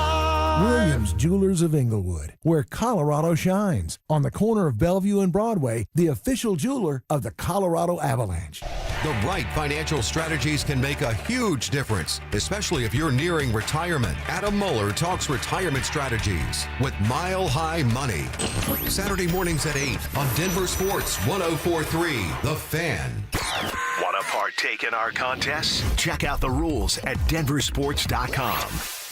Every day at 3:30, the drive comes off the top rope to hit you with a 1, 2, 3. Finally, the Rock has come back to Denver. Tape your wrists, stretch your spandex, and oil your hair. Here's Zach and Phil with today's 3 count on the drive. Let's come off the top rope with it! Alrighty. So ESPN's Field Yates, I like Field Yates. He identified non-first round picks that will make an impact in their rookie year, and a Denver Bronco made his short list of offensive players. It just may not be who you think it is. So if someone said this to me, that, hey, I read this article from Field Yates, he identifies a non-first round Bronco to make an impact in his rookie year, I would think Jonah Coleman. Yeah, because it's a room where J.K. Dobbins is a really good player, but he's hurt all the time. R.J. Harvey, obviously they're not completely sold on him, otherwise we would have all been talking running back all offseason. The Broncos went and used a 4th-round pick on a guy. Right. So, yes, and running back is the easiest position as a rookie to step right in and have an impact. The hardest position as a rookie, arguably, is tight end. But that's exactly who Field Yates selected for his non-first-round pick to make an impact as a rookie. All right, the tight end from NC State, Justin Jolie. Field Yates said, quote, Sean Payton coached teams have long emphasized having a quote-unquote joker, a running back or tight end who creates mismatches in the passing game. I'm so tired of hearing about this. Oh, my gosh. You took the words out of my mouth. The Broncos signed, this is Field again, the Broncos signed Evan Ingram last year to fill that role, but his numbers were modest. Jolie is a nimble, talented pass catcher who specializes in making catches outside of his strike zone. He averaged more than 6 yards after the catch per reception for his first 3 college seasons and didn't have a single drop in 2025, end quote. You think we're going to see Justin Jolie on the field as a rookie? I think we'll see him on the field. Do I think he's going to have this huge impact? I don't. And I don't necessarily think it's any fault of his own. I think, I'm with you, I'm tired of hearing about the joker. Like, okay, we haven't seen it here at all. We've been sold a bill of goods on it multiple times, most notably with Evan Ingram. And rookie, as you mentioned, and you brought out these stats back when they drafted Noah Fant. Yeah, I remember. And at the time, Mike Ditka was the only rookie tight end to have 1,000 receiving yards in his rookie year. 1969. All the way back in 69, yeah. Hadn't happened. You know who was the Kyle guy? Pitts was the next one. Kyle Pitts, yeah, you're on it. So that is seared into my brain. So I just look at it and say, was a 5th rounder going to come in and be able to do it? Look at all the great tight ends that are in the league right now, and they weren't able to do it. I just don't see him having this huge impact. I think he'll be on the field. I think he'll show some flashes. But you know what else? You know what I think we'll see more of? And what we'll be saying more? Why is Adam Trautman on the field so much? Well, Sean Payton has his guys. He has his guys he trusts. He does. Adam Trautman is on that list. I mean, it drives He's Brandon at the top Stokely of that list. crazy that he's back on the roster again. So I just will believe it when I see it that anybody becomes a Joker, because to me this is like the Loch Ness Monster. People keep talking about it. I've never seen it. 2, it's tough as a rookie. 3, it's just one of those things where I just don't know that Sean Payton is going to go away from the guys he trusts. Yeah. You know who I'm hoping that Justin Joe-Lee's rookie year can be like? And this is going to hit someone's ears the wrong way. Greg Dulcich. Greg Dulcich, as a rookie, made an impact. Now, if you remember, he did not play in like the first, I think it was 6 games of the year, but he was a guy that every other week had an explosive play. Every other week. And these were some of his yard totals here. 44 yards, 51 yards, 87 yards, 11 yards, 30 yards, 11 yards, 85 yards, 42 yards, 11 yards, 39 yards. Obviously, you hear those 11 yards, but you also hear 87 and 85 and 51. Like, for a rookie tight end, those are pretty good numbers, and it averaged out to be an explosive play defined by 20 yards or more every other week. He just couldn't continue it, couldn't capitalize on that. But I'm hoping Justin Joe-Lee's rookie season looks a lot like Greg Dulcich's. Yeah, if it does, I think we're all going to be pretty excited about what they found. Now, you're right, that's going to hit people's ears wrong because you hear the name Greg Dulcich and you just think of him constantly working on his hammy over on the rehab field. Greg Dulcich Memorial Field. Yeah, exactly. And not being on the practice field, and more importantly, not being on the field on Sundays. So that does make people just kind of like, roll their eyes or their skin crawl or whatever reaction. It's not a positive one. But if his rookie numbers look like that, and they may look like that from the standpoint of very slow out of the gate. Yeah. Because you got a lot to learn. Tight end's a tough position to play as a rookie because you got to learn the passing game and the running game. You have as much responsibility other than a quarterback trying to play as a rookie.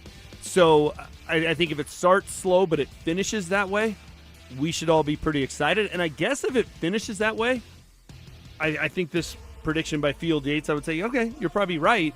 Because I don't know that Jonah Coleman's going to have that kind of production. Yeah. Is he going to have, at running back, the equivalent of what Greg Dulcich did as a rookie? Probably not. With those 2 guys in front of him? I mean, Dulcich missed half the season, was over 400 yards as a rookie. At that position, I mean, again, it didn't age well, but how we felt in the moment on those Sundays when he was making a meaningful impact, I mean, it was. Was it the Charger game that he had the big numbers? Was that the big game? Well, he had a couple. He had 87 yards against Jacksonville. He had 85 yards against Baltimore. I mean, so, yeah. It was on the road, and he had a big game with a big, long touchdown, and that was the one we all got super excited about. There was a Charger game. That was a Charger game. I think it was like a 40-yard touchdown. But there were flashes. There were. And that's what you hope. That's what you're looking for a 5th-round tight end. Exactly. I don't think he's going to be a starter. I don't think it's going to be week in, week out. We're seeing these great numbers.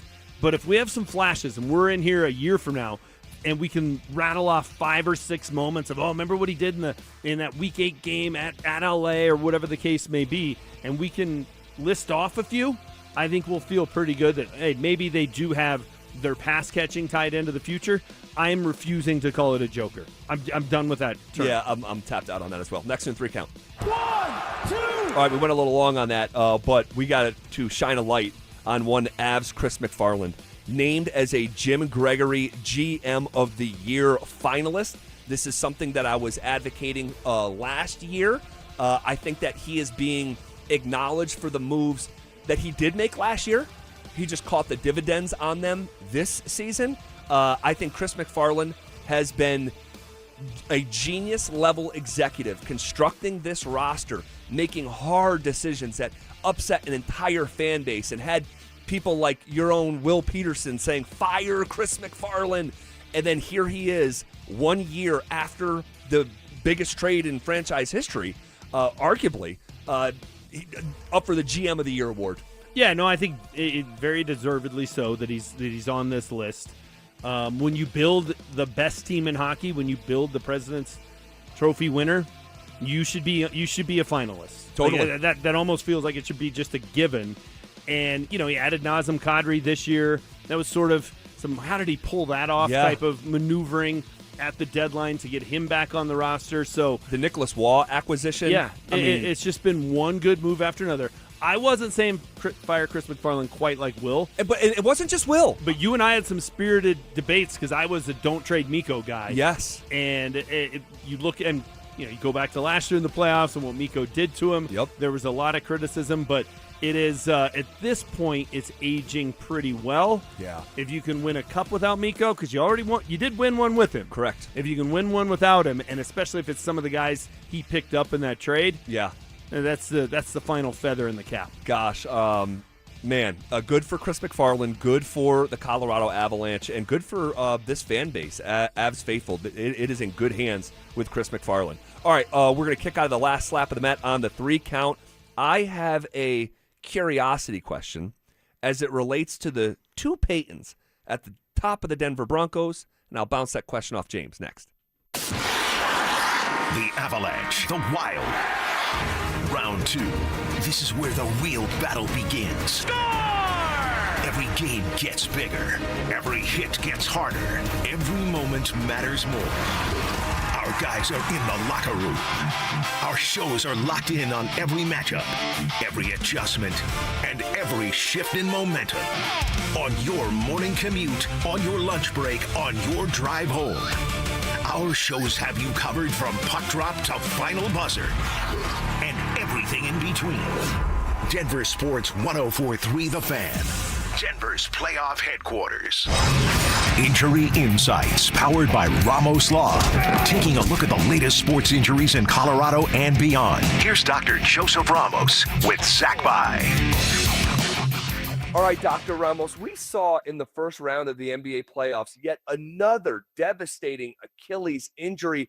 It seems like an epidemic here. Jason Tatum a year ago, Damian Lillard, Tyrese Halliburton. I mean, the list goes on. What do you make of so many Achilles injuries? Man, great point, Zach. You're right. There's so many devastating injuries. The reason these are occurring are because these athletes are playing year-round now. They've added games to the NBA schedule. They're playing all year in the offseason. There is no rest. The Achilles itself is pre-avascular, meaning it has poor blood flow to it.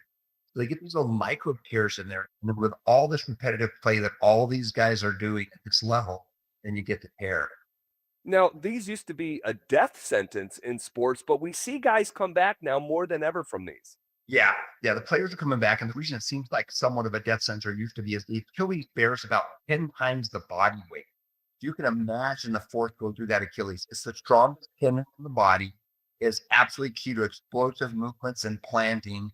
But over time, what's happened is they've come up with better ways to get it reattached or better ways to mate it back up together. And also getting smarter about areas with low blood flow, how to help that healing process and stock them back.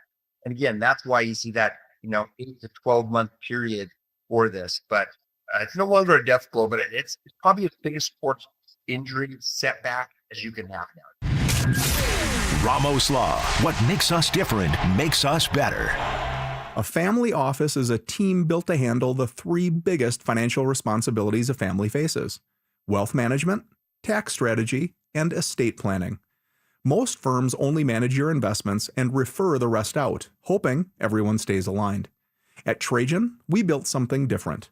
Your wealth, tax planning, and estate planning are handled together inside one firm under one roof. There's no guessing whether your CPA, advisor, and estate attorney are truly in sync, because our team works together every day on your behalf. When your financial life becomes more complex, your advice should become more coordinated, not more fragmented. One plan, one trusted team. Call Trajan today, 855-TRAJAN-1. That's 855-TRAJAN-1. Trajan Wealth, an SEC-registered investment advisor. Additional services through Trajan Estate and Trajan Tax. Additional disclosures and accreditation at TrajanWealth.com. Your roof's the single most important part of your house. Snow and high winds can damage your roof. Don't trust your roof to any fly-by-night roofing companies. Call the professionals at Golden Spike for a free roof inspection and tell them you heard about it on The Fan. They're a locally owned company and a Team Dave Logan member. Call Golden Spike Roofing when your roof needs a fix. 303-942-1386. Golden Spike Roofing. could sleep through the night without thinking twice. You could take a seat in the middle of the theater. You could drive without worry of where the next restroom is. You used to say yes, and somewhere along the way, you stopped. Not because of one big moment, because of 100 small ones. A little more urgency, one more trip to the bathroom at 2 a.m., one more mental note about where the restroom is. It happened slowly enough that it just became you. But it's not you. It's enlarged prostate, and there's a treatment called aquablation therapy, the only ultrasound-guided robotic-assisted therapy for enlarged prostate. Find an aquablation therapist near you. Call Aquablation Denver at 720-637-9567, 720-637-9567. That's 720-637-9567. All surgical treatments carry risks, and results may vary. Side effects may include urinary symptoms, mild pain, ejaculatory dysfunction, or infection. In rare cases, complications to the urethra and rectum may occur. Aquablation therapy may not be right for everyone. Talk to your urologist to learn more. Visit aquablationdenver.com. Hey, it's Zach By here for 5280 Exteriors, your siding, windows, decking, and roofing specialist. During the month of May, 5280 Exteriors are offering you $1,000 off a new project. 5280 Exteriors, the altitude of quality. Stream Stokely and Evans with Mark Schlereth, Dover and Cecil, The Drive, and all your favorite shows on the Denver Sports 104.3 The Fan app. Powered by Advanced Tax Solutions. Denver Sports 104.3 The Fan. Denver Sports 104.3 The Fan presents The Drive with Zach By and Phillip Lindsay.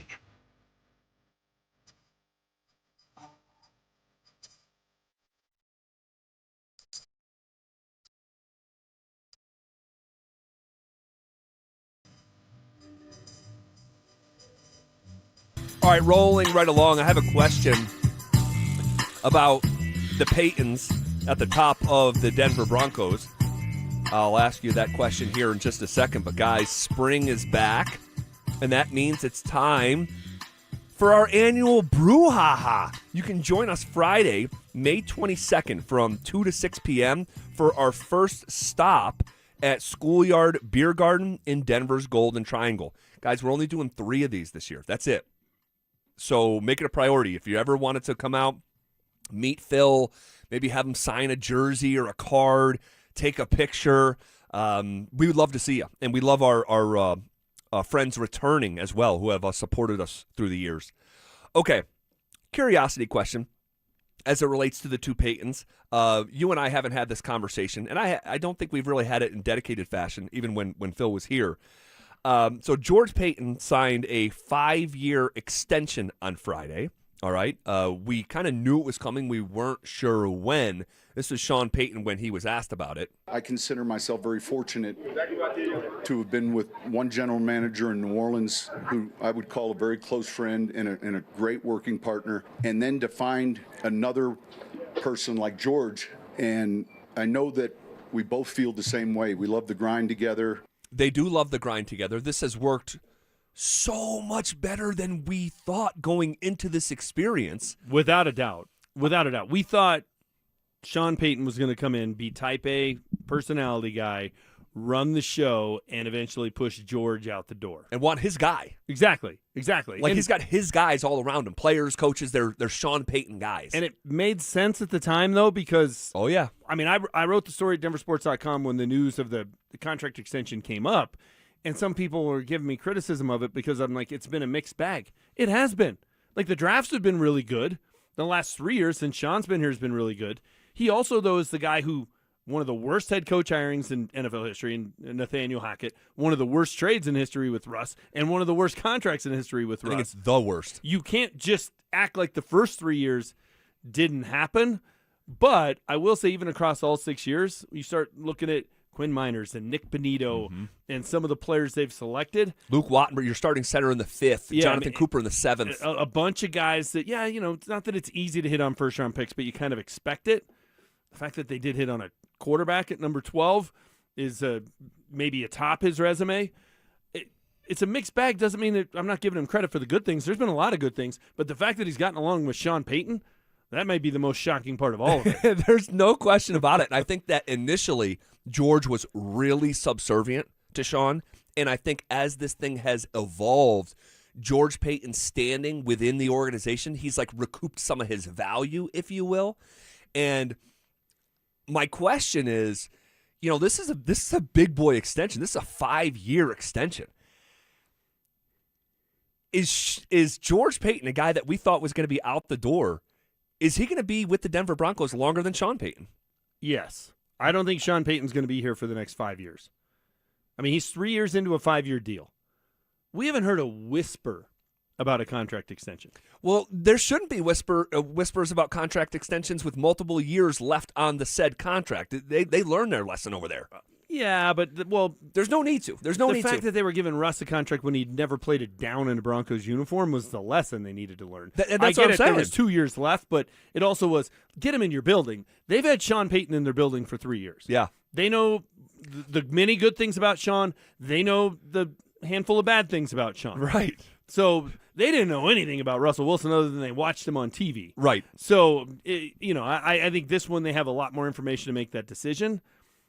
A year from now, I can't imagine him going into next season, the 2027 season, as a lame duck head coach. No. So you got to get ahead of this at some point. But you don't do it with 2 years left. There's I've no said need for a to long do it, time, I James. don't think Sean Payton gets a second contract here. And I think it's by Sean Payton's choice. I think he looks at it and, hey, I got 2 years here. He really wants to be the first coach to ever win a Super Bowl with 2 teams. He got really, really close this past season. I think he coaches the next 2 years. He'll be 64 years old at that point. I think he really enjoyed his year living in Malibu and being on the Fox set. Oh, I don't know. Taking away the pressure. He's admitted before the Buffalo game, I'm slowing down a bit. He's given up play calling duties. Maybe he gets a second contract because he's more of the CEO of the football team than, he's calling plays. I feel like this is trending toward Sean gets the ride off in the sunset, and Davis Webb is the head coach of the future. And Davis Webb is the head coach when George Payton's still here. See, I'm not so sure about that. You talk about being premature on a contract. I mean, we've never seen Davis Webb call a play, and he's the next coach of the Denver Broncos. I think right now he's the prohibitive favorite. Let's see how this ages here. Let's see how the first quarter, the first game goes for Davis Webb. When he's not calling plays anymore by Halloween. Right. So my thing is with Sean Payton. I think Sean Payton loves the grind. You just heard it, right? And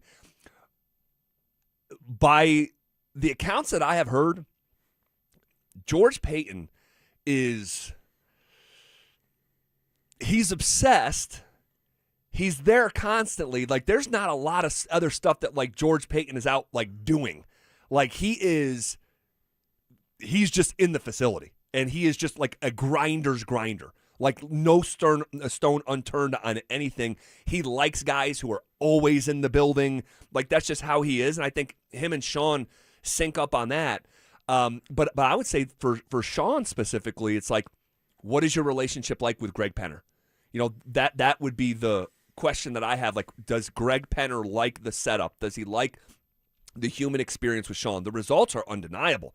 Sean Payton came in here, and it was add water and stir, and you're back to relevancy for the first time in the longest stretch of futility in franchise history.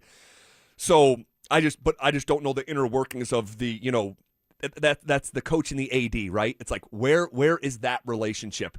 Big picture, long term, and I think if you know that, that's the answer. Well, and just given Sean's personality, and I'm not being critical because I do think you have to kind of have that personality to be a successful football coach.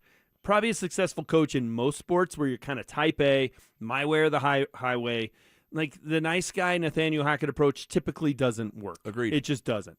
So I'm not saying this with it being critical, but you also tend to wear people out. Correct. That is a lot on a day in, day out basis. And don't forget, Greg Penner's there every day. He's there every day, and George Payton's there every day. If they both, if Sean is there throughout George's contract, that means they're going to work together for 8 years.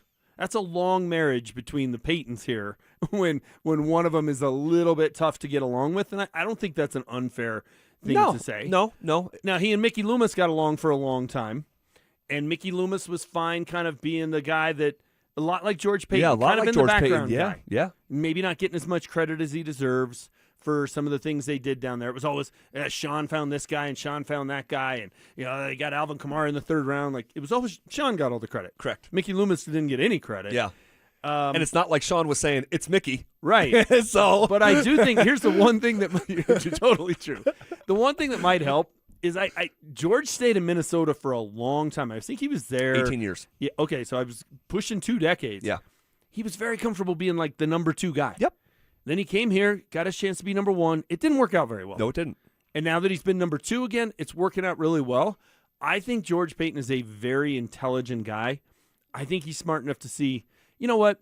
That's a good role for me. Yeah, this is a good life. Yeah, exactly. Pretty good gig. You know, do I want to bounce around and move my kids again and chase a better opportunity and, you know, better chance that it fails than it succeeds. That's just the way it is when you're going to a team that's hiring a GM. Usually it's not a great situation.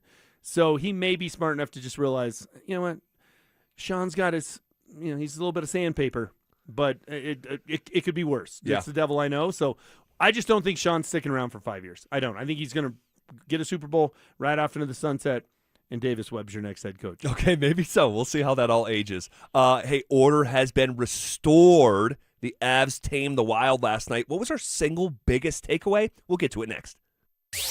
You asked for it, you got it. Backed by popular demand, it's the Drives Brouhaha. Big social brouhaha. This spring, Zach and Phil are back on the road, bringing their party to you. First stop, the Golden Triangle in Denver. May 22nd from 2 to 6 at Schoolyard Beer Garden. There was quite a brouhaha. Come find out what the commotion's all about. Head to DenverSports.com/drive for more details. Guaranteed to bring the brouhaha. Denver Sports 104.3. The Fan. Performance matters in intimate moments. Don't let ED ruin them. This is Jeff for the Rocky Mountain Men's Clinic, and I want to assure you that if you're like the vast majority of guys, you don't have to suffer with ED anymore. In fact, you might be pleasantly surprised at how the right or go to RockyMountainMen'sClinic.com. Rocky Mountain Men's Clinic, advanced medical science to improve men's lives. The Chase Ink Business Premier Card is made for people who make things happen, like me. I'm Sam, founder and CEO of Manifest, a product design company that makes everyday products designed smarter. I get 2.5% cash back on purchases of $5,000 or more, plus unlimited 2% cash back on all other purchases, which helps us make more smart ideas into a brilliant reality. The Ink Business Premier Card. Chase for business. Make more of what's yours. Real business owner compensated for their participation. Cards issued by JPMorgan Chase Bank, N.A. member FDIC, subject to credit approval. Terms apply. All right, fellas, Mark Schlereth here for some real talk. If you're over 50, there's a good chance you're dealing with an enlarged prostate. Heating up at night, weak stream, all of it. Here's good news. You can get a procedure called PAE, prostate artery embolization. That's a minimally invasive procedure that's done through a tiny pinhole and you're home the same day. Colorado Advanced Endovascular in Lakewood has top-tier interventional radiologists and a boutique setting with personalized care you won't find anywhere else. Visit coloradoae.com to schedule a consultation. That's coloradoae.com. I'm Corey Rose, anchor at 9 News and proud mama who enjoys taking my kids mountain biking at Winter Park. I love preparing you for the day ahead with the latest headlines. Whether it's tackling safety in our kids' schools or covering breaking news, from Aurora to Lakewood and everywhere in between, we've got you covered. Because when news moves fast, you need a team that moves with you. Make the move to Colorado's #1 streaming newscast. Make the move to 9 News Mornings. Live starting at 4:30 anywhere you watch. Stoke here for ROX Rocks Heating and Air. Are you in the market for a new air conditioner? Well, hold on. You need to think about a heat pump. My team at ROX are Colorado's heat pump experts and rebate specialists. Get up to $12,000 in energy rebates and credits. These savings are incredible, but they're only available for a limited time. Only at ROX Rocks Heating and Air. Now play that jingle. HVAC service, installation, repair. ROX Rocks Heating and Air.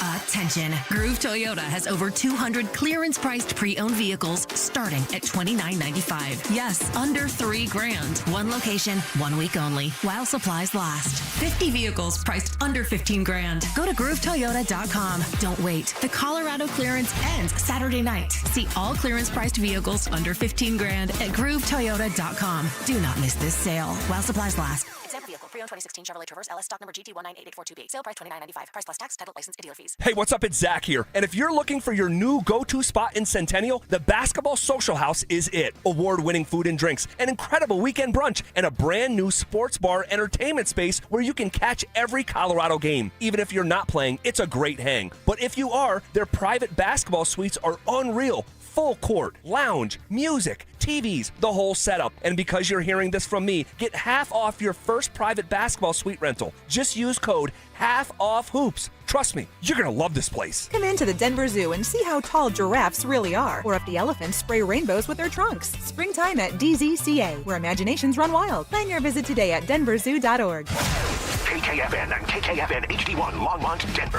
Powered by Regen RX. It's The Drive with Zach By and Phillip Lindsay. You're listening to The Drive with Zach By and Phillip Lindsay on Denver Sports 104.3 The Fan. Order has been restored. Water found its level last night, and the Avs tame the Wild to the tune of 5-2. Almost took Game 3 on Saturday night, turned it right on its head after losing 5-1. They dominate last night in Minnesota. It took a little bit, trailing 1-0 going into the second period. But, man, when they started to catch traction, that old phrase, it was tilted ice. That phrase was invented for nights like last night when you're outscoring an opponent at one point 20-4. Yeah, no doubt. And it you look at it and it's like 5-2, okay, they dominated. Well, they scored 2 goals in the final 33 seconds, killing those who had the under. Crush me. But they also, if you watch the game, and you're right, at one point shots on goal were 20-4. Minnesota had scored during that point because they got one during the power play after Manson got the double minor. But other than that, they did nothing. The Avs just dominated the action on both ends of the ice. That was my biggest takeaway from last night is when the Avs focus, when they come to play, when they don't take their eye off the ball, foot off the gas, whatever phrase we want to use, they're damn near impossible to beat. Like, that's the kind of team and that's the kind of effort you would expect to see if they really do at some point in this playoff run have their backs against the wall, where you're in a Game 7, you're playing a Game 5 where it's tied 2-2, and we all know how pivotal those games are. Like 83% of the team that wins Game 5 ends up winning the series. If they're in that kind of situation and they have to dial in and they have to bring it, I don't know that there's a team, including Carolina, Montreal, Buffalo, Anaheim, Vegas. I don't think any of those teams that are left are beating the Avs when the Avs are at their best. No, and certainly not 4 times in a 2-week period. I can't see it. And I do not want to get too far ahead of myself, but you just referenced a Game 7. I don't think we're going to see one. I don't think we're seeing a Game 5 with the series 2-2 either. Maybe not. I'll see on that one. I'm not willing to go that far yet, but I don't think that we're seeing a Game 7. There is virtually no weakness when they have the right approach, the way that they did last night.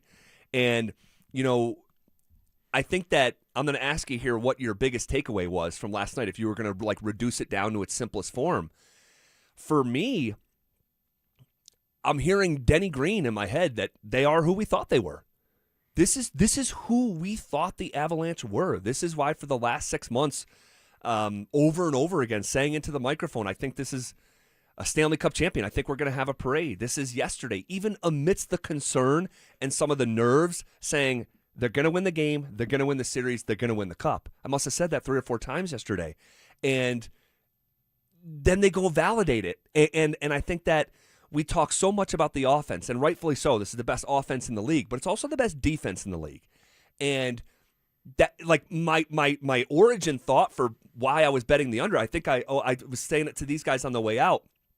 You have a nice fancy parking spot, so you don't walk out with us. But I can see my car from here. Are you? I thought you were in the basement. I have a spot there. I never parked there. Oh, okay. But I said to those guys, I said, I'm betting the under, because I think that when you feel threatened and you have the capability of being the best defense, that's what you can control on a shift-by-shift basis. Yeah. You can't control whether that round piece of rubber ends up in the back of the net. What you can control every single shift is your defense. And we went an entire hour of real time without Minnesota putting a shot on goal. That should be impossible. but seeing is believing. And it's a Minnesota team. It's not like they did that to L.A., right? Which, okay, they're the 8 seed. They're not a team with a lot of firepower. I mean, that Minnesota team is good. They're really good. They had scored 11 goals in the series heading into last night. They're good just on Wedgwood, right? So their total for the series was 13 or whatever it was. So they're a good team, and to go for nearly a full period of play, which was nearly an hour on the actual clock in your kitchen on the microwave, 62 minutes, is unbelievable. My biggest takeaway, though, and we talked about it for nearly 4 hours yesterday, it is a big story for a reason. I don't think it matters who's between the pipes. I don't. I actually agree with this. It's like a football team that has the best defense in the league, the best running game in the league. Yes, quarterback is typically the most important position on the field. Typically, goaltender is the most important position in hockey and the most important position on a Stanley Cup winner. I don't agree with that, but I don't think it matters. I don't think they need to have a guy stand on his head 4 or 5 times for them to win a cup. No, James, I actually was thinking of this morning, and I was thinking of you. Is your pinned tweet from 10 years ago still there? No, I've changed it to trade Jokic. Oh, you have you? Yes. Oh, wow. Gosh. What was my pinned tweet from 10 years ago? Your pinned tweet that was up there for a decade was, I think the Broncos are going to win the Super Bowl. It doesn't matter who's playing quarterback or some version of that. Yes. And nope. Thank you for remembering the one that was right. Everybody likes to forget that. But I said that when Brock Osweiler and Manning and who was going to be the quarterback. Yes. I don't think it would have mattered. I don't. And you may be right, but I was thinking of that tweet from a decade ago. More than a decade ago now, with the goaltenders. Do I think you win 5-2 last night with Scott Wedgwood? I do. Do I think you can go and play Mackenzie Blackwood every single game and go win the Stanley Cup as well? I do. So this is kind of where we're at. Yeah, and look, I don't like this situation. I like that you know who it's going to be game in, game out. Barring injury or barring he's just having one of those nights, let's just get him out there and, put somebody else in there to just get peppered with shots. I think you should have a guy. History tells us you should have a guy. I think this team is so good around their goaltender that it doesn't matter. And now I think Jared Bednar needs to come up with, well, what is the plan here? He may know it, and that's fine. He doesn't have to tell us. What I am uncomfortable with is it him just trying to read the tea leaves. He's up in his room with a Ouija board, just trying to figure out who he should go with based on what Busey told him, how somebody looked at practice, and how their conversation was walking to the water cooler. I don't want that. So here's my proposal. There's 2 answers that work. All right. Scott Wedgwood's been the better goaltender all year long. He has. He's your guy. You just you go with him. If he has an off night, you put in Blackwood. Or, which they've already broken from that plan, or you just go till you lose, and then you switch. I think that's going to be the equation here. And I think that's totally fine. And if we look back and that's how it plays out, and that's what Jared Bednar meant all along of we're going to have to go with both guys. And that was sort of his plan of listen, and during the season, both guys played. I don't know that we're going to go 20-some games here with just Scott, and we're never going to play McKenzie. Okay. And he knew in the back of his mind, when we lose a game, I'm switching. And I'm switching back when we lose again. Great. Okay. Then you had a plan. And maybe we should trust that he has a plan. I don't love his playoff history, so I'm not going to give him the benefit of the doubt that you do. Yeah. But if that's his plan and we're at the parade, I'm happy to bring a sign that said Jared Bednar's #1 fan. Oh, happy my. to do so. Oh, because that means this all panned out. Yeah, and it's going to pan out. They're going to go win the Stanley Cup. We're going to have a parade. I want you to bring that sign because when this team wins the Stanley Cup, it's going to be Bednar and Shanahan, and that's the list. And of multi-time champions in the history of Denver sports.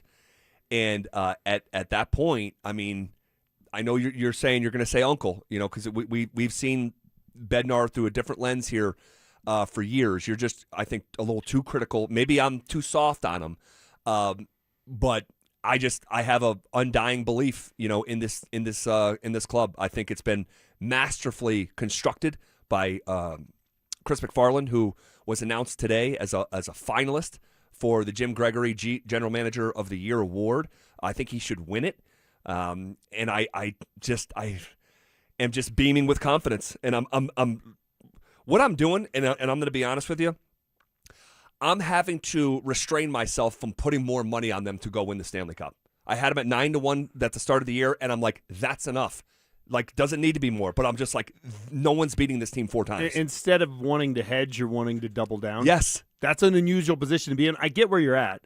And Jared Bednar, if they win the Cup, and he's only the second coach in the history of this state, at a major level, right? One of the big 4 or at CU or, those kind of things, to win multiple titles. Yeah, he's on the Mount Rushmore of coaches. Yes, he is. I think Bill McCartney's the other one that's on there because winning one at CU, considering what he took over up there and what they've been since he left, I think is pretty miraculous. But look, I'm a critic of Jared Bednar, and the critics of him, even if he wins another one, are going to say, well, how can you not win with that team? The same people said that about Phil Jackson. Right? Like, oh, how can you not win? Well, Doug Collins didn't win with it. That's right. And Del Harris didn't win with it. That's right. Phil Jackson was able to win with Kobe and Shaq. Yes, that's an embarrassment of riches. But how many other guys did it? Yeah. How many other guys won with Scotty and Michael? They didn't. They didn't. They didn't. So you can't take away a guy's accomplishments as a coach just because he's able to win with a great roster, because there's a lot of coaches who can't win with a great roster. That's been my criticism of Jared Bednar. You can't win with a great roster. If he goes out and does it, criticism over, criticism gone, and 2 cups would get him to that point, because right now the one championship is the aberration.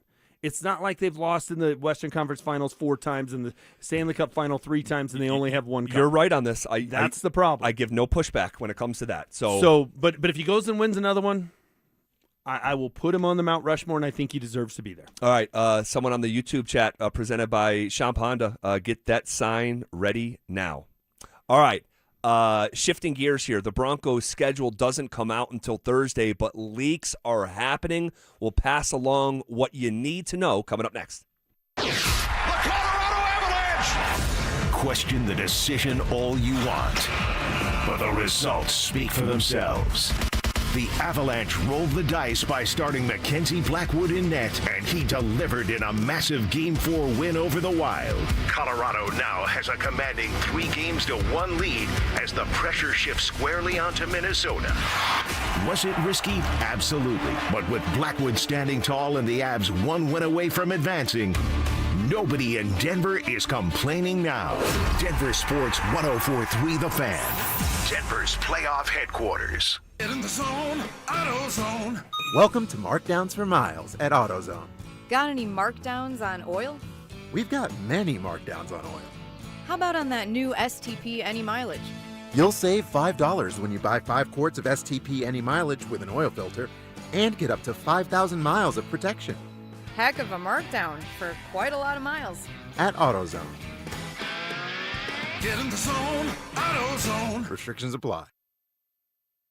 I know that hiring can be challenging. You need someone to match your role perfectly. Well, now you can meet them fast on ZipRecruiter. Build your team, build it sooner. Meet your match on ZipRecruiter. Just head to ZipRecruiter.com/free right now to try it for free. That's ZipRecruiter.com/free. Meet your match on ZipRecruiter. Try it free. This deer season, John Deere wants to give you the home field advantage. We're bringing you the best offers of the season, whether that's cash off on select new machines or a shot at the ultimate Major League Baseball prize package. Because right now, you can enter for a chance to win an MLB All-Star experience for you and 3 friends, complete with travel and lodging for All-Star Week this July. Deer season is going on now through June 3rd. Visit johndeere.com/deer season to enter and view the offers and complete contest rules. Major League Baseball trademarks used with permission. Liberty Mutual customized this song for you. Like your car insurance, it's custom too, yeah. Liberty Mutual's got the coverage that could save you money. Thanks to Doug and Limu, right now you can go and take that cruise. Liberty, liberty, liberty, liberty, yeah. Spring is here, but if you're feeling exhausted with no energy and no sex drive, it may be time to head to Low T Center. 1 in 4 men has low testosterone. At Low T Center, you can book a free testosterone test and see if you qualify for TRT customized to your body by expert providers. Choose self-pay or insurance. You can even have your treatment shipped to your door. Low T Center's got the highest quality testosterone, and their providers tailor it to you, so you know it's effective. Put the spring back in your step. Head to lowtcenter.com. That's lowtcenter.com to book your TRT appointment today. This is Terry Wickstrom. I want to tell you about a financial product I personally really believe in. A home equity conversion mortgage from Mad River Mortgage, your reverse mortgage specialist. The HECM program's only requirements are to live in the home, do basic upkeep, pay property tax and homeowner's insurance. No monthly mortgage payment is required. For more information, contact my friend Mike Rabin at 303-396-2804 or go to madrivermortgage.com. NMLS 1504779. Hey guys, Mark Schlereth here for Xfinity. Imagine Wi-Fi so intelligent, it actually fixes itself when something goes wrong. Imagine Wi-Fi that reaches every corner of your home, every room, every floor, every dead zone gone. Wi-Fi that makes everything in your home work together seamlessly. Now imagine it's built for speed and power by fiber. A network with 99.999% reliability. So whether you're streaming, gaming, or working from home, it just works. And that's not just fast, that's a security blanket for your entire network, protecting what matters most. Now, here's the best part. Lock in 5 years of predictability at the same price, no contracts, no commitments. Everything you need is included, your data, our best equipment, and the most reliable fiber-powered Wi-Fi, all of it. Plus, get online in minutes with same-day Wi-Fi. Xfinity, imagine that. Restrictions apply, select plans only. When you've been hurt after a traumatic car crash, you don't need a sales pitch from an attorney with big promises and a loud voice. You need a team who fights for real results fast. That's why so many across the country choose the Berg Simpson Law Firm. Berg Simpson is nationally recognized, but is local right here in Colorado. So give us a call and let our team fight for the results you deserve today. If you've been injured, call Berg Simpson for free now at 303-790-2525. BergSimpson.com. Good lawyers changing lives. Wait! Before you change the station, listen to this. 1-877 Cars for Kids. KARS Cars for Kids. 1-877 Cars for Kids. Donate your car today. Donate your car at carsforkids.org. That's cars with a K. Pickup is quick and easy. You'll also get a vacation voucher and a tax deduction. 1-877 Cars for Kids. Donate your car today. Your dog wants a fence. And Denver agrees. Fence guys have been voted best of Mile High 3 years in a row. And they've been building fences here for over 20 years. Wood, vinyl, iron, chain link, they do it all. New installs or repairs, done right the first time.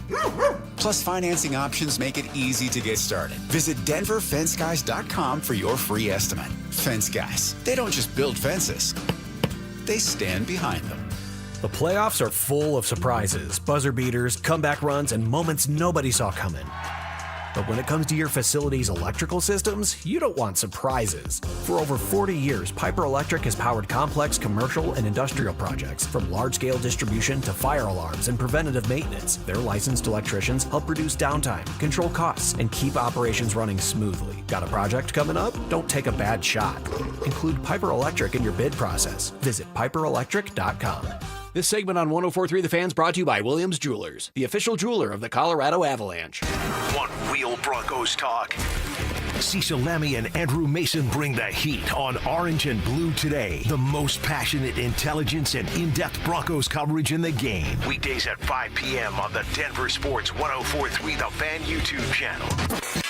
Hit subscribe at Denver Sports 104.3 and never miss another take. Orange and Blue Today, powered by Ramos Law, official injury law firm partner of the Denver Broncos. Denver Sports 104.3. The Fan. It's The Drive with Zach By and Phillip Lindsay on Denver Sports 104.3 The Fan.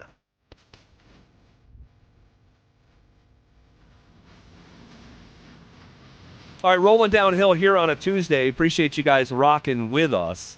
James Marilat filling in for Phillip Lindsay again. The schedule release for the National Football League comes out on Thursday, but we're getting some leaks. All right, we'll pass along what we know here in just a second. But before we do that, guys, summer's calling, and we're sending you to the lake in style. Download our Denver Sports app to enter our Day at the Lake contest for your chance to win everything that you would need for a perfect lake day. Here's what you get. 2 paddle boards, 2 chairs, a cooler, a pop-up tent, a Bluetooth speaker, and a $250 gift card to fill up that cooler. Download the Denver Sports app now and enter today. All right, James, thanks for being here. It's been a really fun day. The Broncos schedule doesn't come out till Thursday, but things are moving and shaking. And while we were on the air, we found out that the Denver Broncos are, in fact, opening up in Arrowhead at Kansas City Monday Night Football to kick off the NFL season.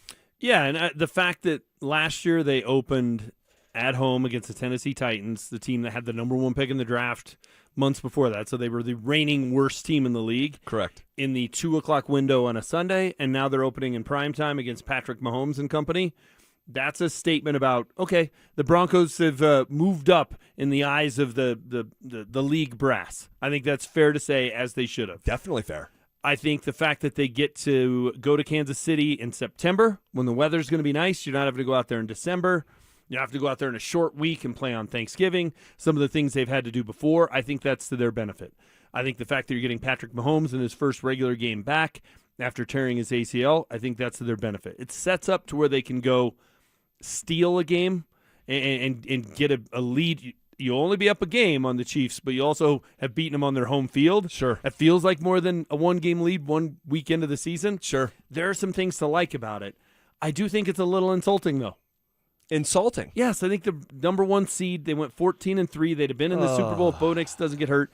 They should open at home. What was the best playoff game of last year? Across the entire postseason? Yeah. Oh, gosh. Oh, my God. You're catching me flat-footed here. I'd have to actually think about that for a little bit. Are you going to say Buffalo-Denver? Yeah. Okay. 33-30, goes into overtime. Yeah, sure. I could. Yeah. I thought it was the best game, the best playoff game. There's all the, did he catch it or not catch it? People are still talking about it in Buffalo, I'm sure. It was a great game. The Broncos play the Bills at home next year, this coming year. That would have been a great opener. Well, I'm not going to go with you on their disrespected here. I don't think anyone's out to get the Denver Broncos. That same Bills team is also opening up on the road. They should be here. Maybe so. Maybe so. It's replaying that game. I think that you're looking for something to be offended by if you think that the Broncos have some birthright. They didn't win the Super Bowl. They didn't go to the Super Bowl. They had an awesome, magical season. That doesn't grant you. If Buffalo's opening up on the road. Kansas City has won Super Bowls and opened up on the road that very next season. They've lost in Super Bowls, opened up on the road that very next season. So I don't think that they're being disrespected. I'm not offended by it. I just think it's a little insulting. That's all. I'm not offended. Well, to be insulted, I'm kind of like the second cousin of being offended. It's semantics, but I'm just very slow to take offense. Like, I can't remember the last thing that offended me. Like, that's a little bit of a shot. Like, I can see that it's a shot. I just think that would be a better matchup. Broncos have a better chance of starting 1-0 playing at Arrowhead in Week 1 than playing Buffalo here.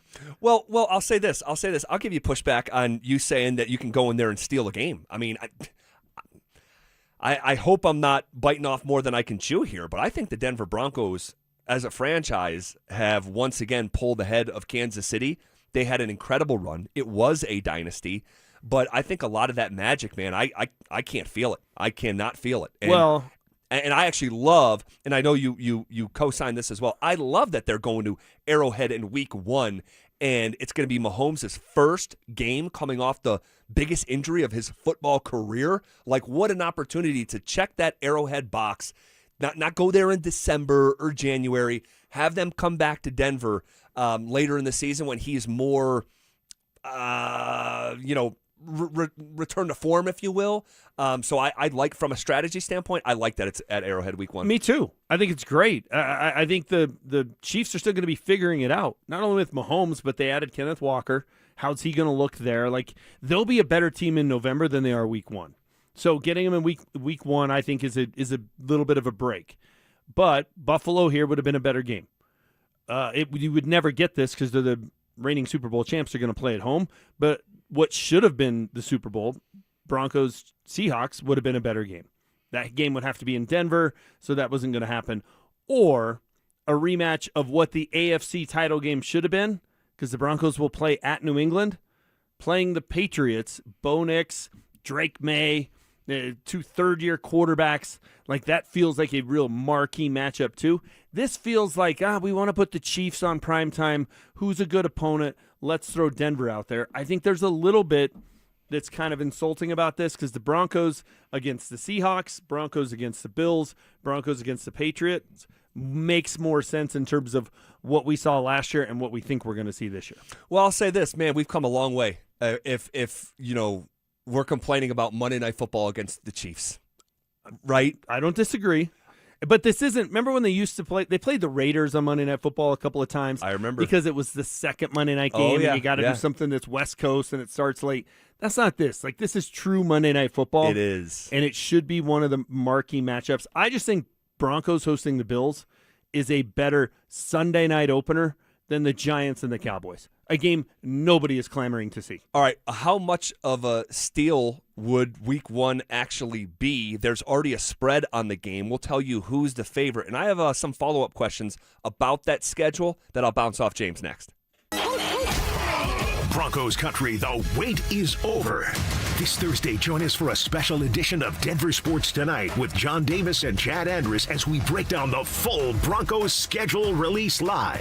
Primetime matchups, toughest stretches, playoff implications, and the games you circle the second they drop. Don't miss complete analysis, instant reaction, and everything you need to know about the Broncos' road ahead. Denver Sports 104.3. The Fan. My son loves to fly kites, but my active psoriatic arthritis can sometimes hold me back. Now with Skyrizi to treat my skin and joints, I'm ready to go. Skyrizi, risankizumab Riza, a prescription-only 150 milligram injection for adults, helps with less joint pain, stiffness, swelling, and fatigue. For those who also have plaque psoriasis, 90% clearer skin is possible with just 4 doses a year after 2 starter doses. Don't use if allergic to Skyrizi. Serious allergic reactions and an increased risk of infections or a lower ability to fight them may occur. Before treatment, your doctor should check for infection and tuberculosis. Tell your doctor if you have an infection or symptoms such as fever, sweats, chills, muscle aches, or cough, or if you plan to or recently received a vaccine. With Skyrizi, there's nothing like clearer skin and better movement, and that means everything. Ask your doctor about Skyrizi today and visit Skyrizi.com or call 1-866-SKYRIZI to learn more. Hey, what's up, guys? It's Zach here. On behalf of my friends at American Financing, guys, people are living paycheck to paycheck, and everything just feels more expensive. If you're a homeowner, there is a way out, and American Financing is helping people just like you every day. They're not going to judge you. They're here to help you look at your whole financial picture, not just your credit card debt. Imagine decluttering your monthly bills into one manageable payment. Imagine freeing up cash flow for the things that actually matter. Their average customer saves $800 a month, and you may even delay 2 mortgage payments. And if you're refinancing, you may close in as fast as 10 days. Stop financing your past and start funding your future. Make your equity your exit strategy. American Financing is a family-owned mortgage lender, licensed in all 50 states with salary-based mortgage consultants, no upfront fees, and no obligation. So call them at 303-695-7000. That's 303-695-7000, or visit them online at americanfinancing.net. NMLS 182334, NMLSconsumeraccess.org. When disaster hits your home, it's game time. Water in the basement, fire damage, mold creeping in. Don't sit on the sidelines. Call Able. Able Restoration is your first round draft pick for emergency response, mitigation, and full rebuild. We move fast, protect your property, and fight for you with insurance start to finish. This isn't practice, this is your home. And when it's time to step up and protect what matters most, bring Able to the table. Call 303-590-5600. Go Able. Bring Able to the table. My father started Williams Jewelers in 1947 as a humble little neighborhood jewelry shop, and I opened our Cherry Creek North store in 1973. I'm Bruce Williams. And I'm Michelle Williams. I literally grew up here in the jewelry business, grading diamonds and gemstones and designing custom jewelry for families just like yours. Here at Williams Jewelers, you'll find our curated collections, including Hearts on Fire, Liga Bahar, Sloan Street, Mastaloni pearls, and dozens more. And a diamond and bridal department with the latest engagement ring styles and wedding bands from Tacori, A. Jaffe, and Gabriel & Company. Add to that Tag Heuer sporting watches and pre-owned Rolex timepieces, all at the guaranteed best prices in Colorado. At Williams Jewelers, we're proudly old school Cherry Creek North, where people and sweet puppies are always welcome. And where you'll always be treated just like our father would. Like family. Williams Jewelers, we can make diamonds a part of your life. The official jeweler of the Colorado Avalanche. Performance matters in intimate moments. Don't let ED ruin them. This is Jeff for the Rocky Mountain Men's Clinic, and I want to assure you that if you're like the vast majority of guys, you don't have to suffer with ED anymore. In fact, you might be pleasantly surprised at how the right treatments could positively impact your love life. At the Rocky Mountain Men's Clinic, our advanced medical therapies go far beyond pills. We have treatments that are effective in well over 90% of cases, and we offer specific and combinative treatments that can dramatically enhance both your performance and your stamina. You could even last up to an hour or more and bring a far greater level of intimacy to both you and the one you love, perhaps performing like you haven't in years. So call us today and find out why our advanced treatment strategies offer so much more. Your first visit is just $99 and gets you blood work, a medical consult, and if medically advised, a test dose. And if that test dose doesn't work in the office, your visit is free. Call 720-440-7900 or go to RockyMountainMen'sClinic.com. Rocky Mountain Men's Clinic, advanced medical science to improve men's lives. How about 60 seconds that'll make you actually feel good for a change? Hey, Dan Jacobs with 303 Law 4040. You've heard me talk about the best free meal in Denver. And I had some listeners that had heard me talk about how I used to love to make brisket, but with outrageous beef prices, we just couldn't afford to do it anymore. We can't afford to feed that many people. Well, a guy, Barbecue Bob, showed up to one of our first and third Thursdays with a couple $1,000s of brisket so he could just help people. We're going to make free brisket here coming up in the next couple months for our best free meal in Denver. And then another guy, Fred, who runs the Ace Hardwares over on Gartrell Road and Arapahoe Crossing. He said, from now on, all your fuel you need for that barbecue is on me. And another guy, Bobby Hancock from IHOP. He fed our volunteers and gave thousands of dollars worth of gift certificates to our people that take advantage of the best free meal in Denver. If you want to help, you can. Just spread the word. It's the best free meal in Denver every first and third Thursday, 4 to 6 p.m. It's at Smoky Hill and Arapahoe Road. And if you have any questions, just call us at 303 Law 4040. So what makes Champ Honda different? It's simple. One price, one person, 1 hour, meaning clear, upfront, and fair pricing. There are no games, no guesswork, and you work with a single client advisor from start to finish. No runaround, there's no back and forth, and 1 hour so you can spend less time at the dealership and more time doing what you love. Plus, at Champ Honda, they never charge dealer handling fees. None. It's a better way to buy a car, and once you experience it, you'll wonder why every dealership doesn't do it this way. Denver Sports 104.3 The Fan presents The Drive with Zach By and Phillip Lindsay.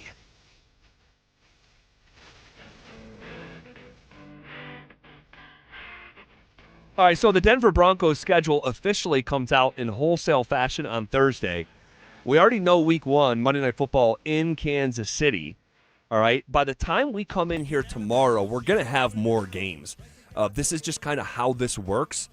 In the short window leading up to the official schedule release. So I have some follow-up questions about the schedule. We also already have the spread for week 1. I'm curious, Dante, we have not seen. You have it. Let's guess. This came out while we've been on the air. Neither of us have seen it. Would you like to go first? You want me to go first? I'll go first. I think the Chiefs are a 1.5 favorite. So Broncos plus 1.5. I will go with, man, that's real tight to where I was thinking. I'll go, just to be different, I'll go Broncos.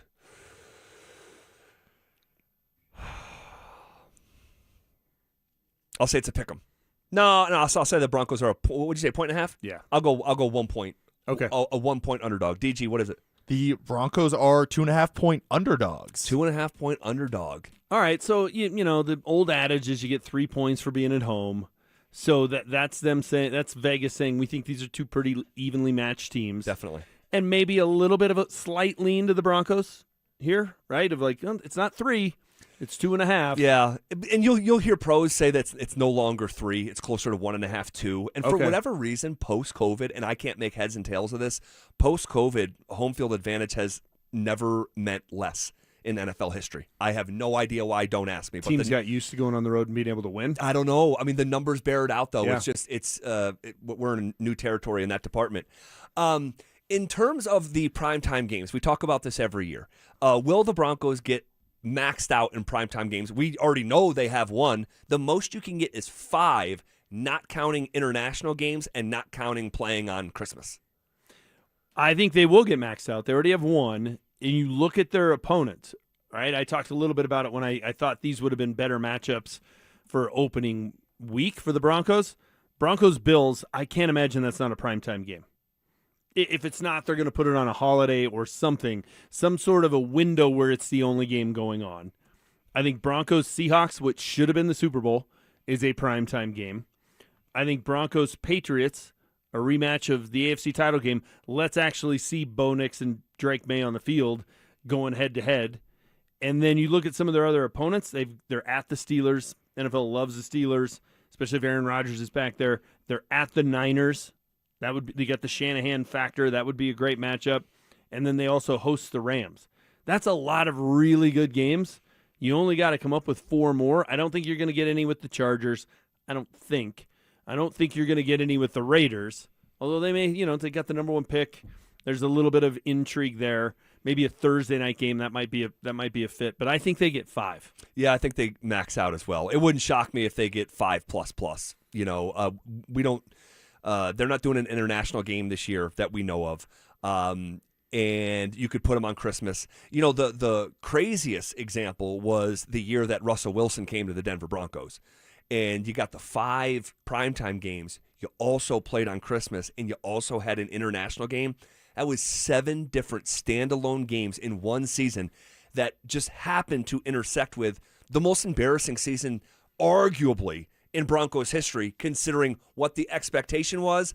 And then Russell Wilson won 4 games as the Broncos starter. Yeah, it was a very public meltdown. It was by Hackett, unique. By Russ, by the entire team. Yeah. The kind of thing that I don't know that either one of them is going to recover from. Maybe Nathaniel Hackett does if he gets an OC job somewhere and has some success. Maybe he's a head coach again, but I'd be shocked. Oh, I'd be shocked. And it does feel like that thing, like Russ is just never going to recover from that. Like there were some things he did here that were actually kind of encouraging, but that was such a bad look, and especially because it was early on. It just dug this hole he couldn't overcome. It doesn't matter what his touchdown interception ratio was here. It doesn't matter that he had this was a kind of a nice comeback and almost led him to the playoffs the second year, and it was 23-23 in the fourth quarter with the ball against the Patriots on Christmas Eve. None of that matters. If you don't have the very public meltdown, he might have had a little bit more runway. I don't know. There was no runway. No. I mean, it was a disaster right from the very first game on Monday Night Football against Seattle. But this time around, the league knows what they're getting in the head coach. They know what they're getting in Sean Payton. They likely know what they're getting in the quarterback. I mean, the fact that the Broncos are on primetime week 1 makes me feel a little bit better about Bo Nix's situation. Just a little bit. Yeah, I was going to say, who's more unlikely to play? Mahomes coming off of an ACL or Bo off a much more recent surgery? Was Dante told us during the break, the quarterback with the most recent surgery, actually the 2 most recent surgeries, is Bo Nix. Right.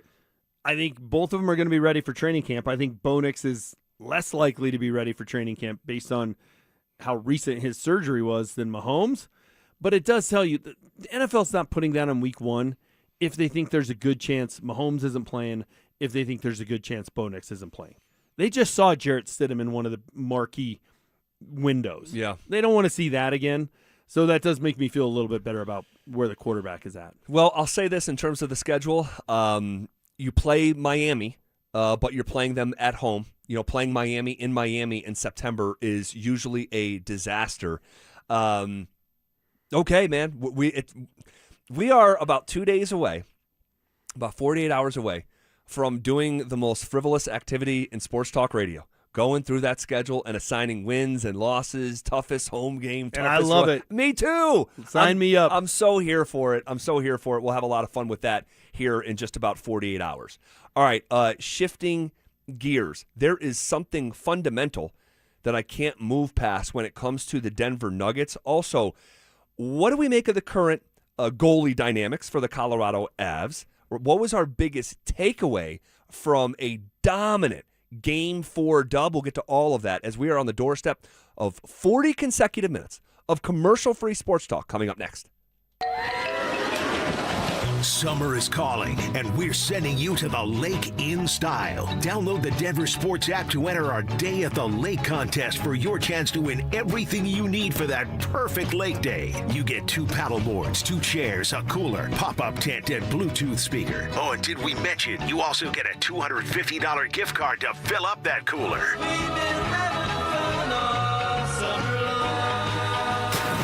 Download the Denver Sports app now and enter today. We'll see you at the lake. Denver Sports 104.3. The Fan. Snapshot from Progressive wasn't created for just anybody. Oh no, we made it for you. Smooth accelerators. When that light turns green, you're off. Like a warm knife through firm butter. Going from 0 to the speed limit in an appropriate amount of time. Sure, your car has horsepower, but your horses prance around as silky smooth as your right foot. Fancy Prancerton. With Snapshot, safe drivers like you get personalized rates based on your driving habits. Sign up today at Progressive.com. Progressive Casualty Insurance Company and Affiliates. Snapshot not available in California or from all agents.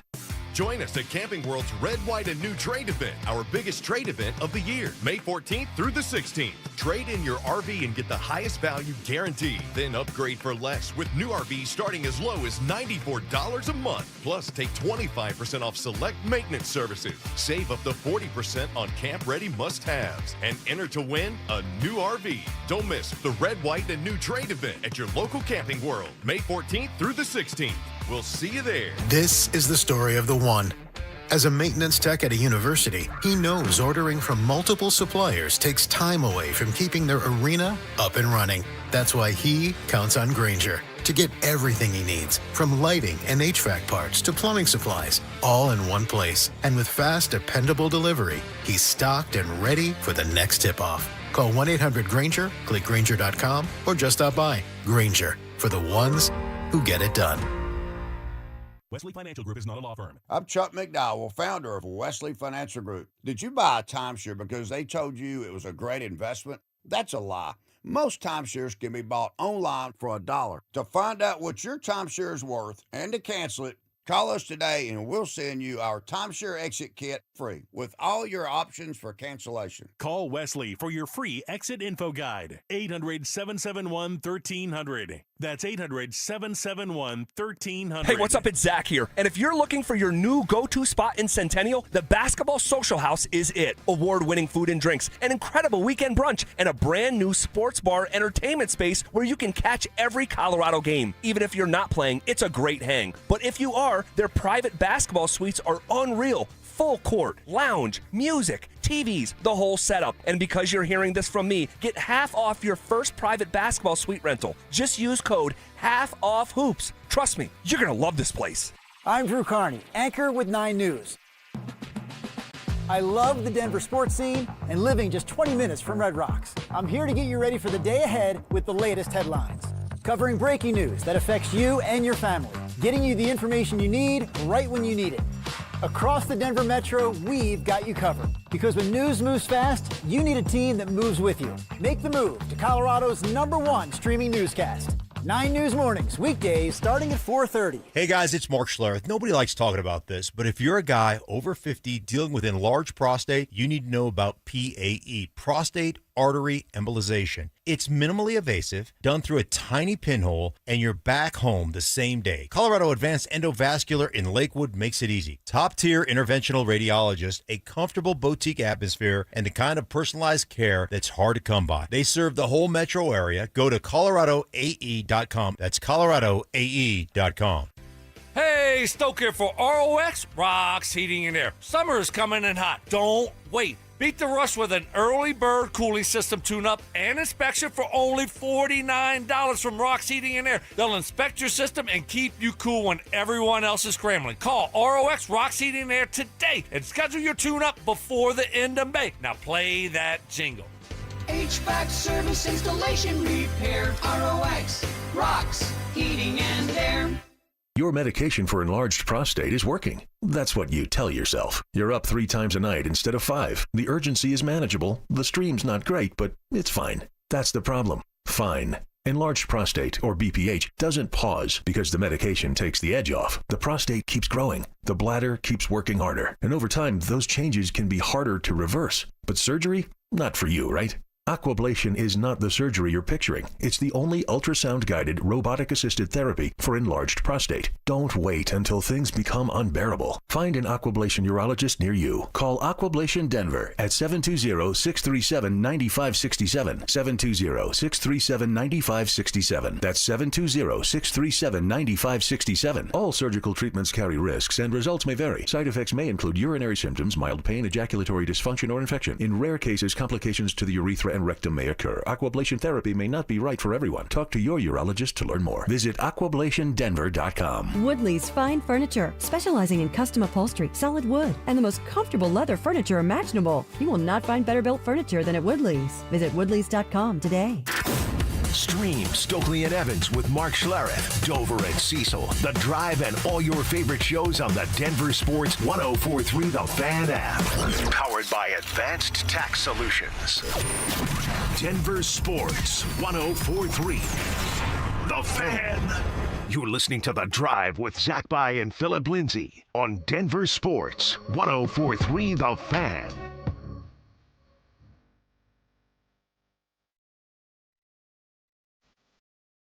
All right, good conversation about the Denver Broncos schedule. By the time that we come in tomorrow, we're going to have more games to react to. So looking forward to this. You and I are on the same page. We love the schedule release. Like, love it. Some people hate it. Like, I'm like, how can you hate the release of the Broncos schedule? Like, I plan my fall around it. Now, maybe I shouldn't. Maybe that's a sign of my priorities in the wrong place, because I've been doing that since I can remember. Like, long before it's like, well, you know, this is what I do for a living, and when can I take a vacation? When's the bye week? Like, no, I'm mapping stuff out. Like, that's when I know, oh, that's a mini bye week because they play on Thursday. That's a good Vegas weekend. Yeah, there you go. And for years, we do the Vegas trip on a bye week, on Bronco bye week, because then it'll be like, hey, I don't have to worry about anything. Don't have to write anything. Just go hang out. So, yeah, that's how you map out your own schedule, and then it's, how do I think they're going to do? Because I know we know their opponents, but it's different depending on, well, you play Kansas City to open the season or in late December. That's a different game if you're trying to forecast how you think they're going to do. You know, do they have a stretch late in the year where they're playing 4 consecutive teams that were in the postseason this past year? It's like, man, they gotta play Buffalo, San Francisco, Jacksonville, and the Rams, and that would be a gauntlet. Yeah, it maps out kind of what you think the team is going to be and how the season's going to go. I love it. I get it. We could go back and look at it, and we very rarely are right when we go win, loss, win, loss. But it's fun. Exactly. Sports are supposed to be fun. Like, no one's even winning or losing. You're just going through the mental exercise. Anyway, we'll get to that later in the week. If you want to react to any of these conversations, you can hit us up on our YouTube chat presented by Champ Honda. Appreciate those guys jumping on board. We'll get to back to the Avs at the top of the hour. We've talked a lot about them today, and rightfully so, coming off a dominant win. And we'll get to some follow-up stuff here in just shortly. But there's something fundamental that I can't move past when it comes to the Denver Nuggets, okay? I can't move past it. And it is so simple. You could actually, I think I could boil it down to a single sentence. I do not believe that you could have realistic championship aspirations in this current NBA landscape when your 2 best players are your literal 2 worst defenders. And I just can't shake it. And I can't shake the second half of a closeout game against the Minnesota Timberwolves when the Wolves put Jamal Murray into every single action. Go rewatch the game. Just rewatch the second half of the game through the lens of how many times Chris Finch was targeting Jamal Murray to get him into an action, because there was no escaping it. It was undeniable and unavoidable. Whoever he was guarding came up and ran an action with the basketball to try to isolate Jamal. He was like, they'll call it like he's the mark. Like Jamal was the mark.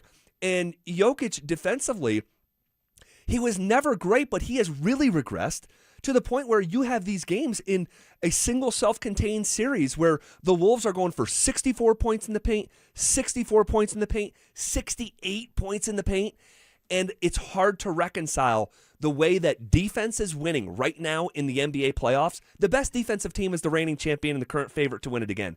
The next most likely is the second best defensive team in the league. And these three-point shooting teams like Denver, who is number one in the NBA, the top three-point shooting team was a first-round exit.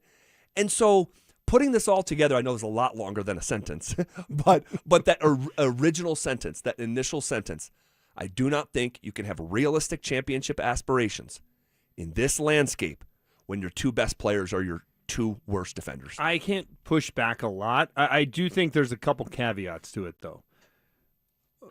They were the two worst defenders when they did win a title.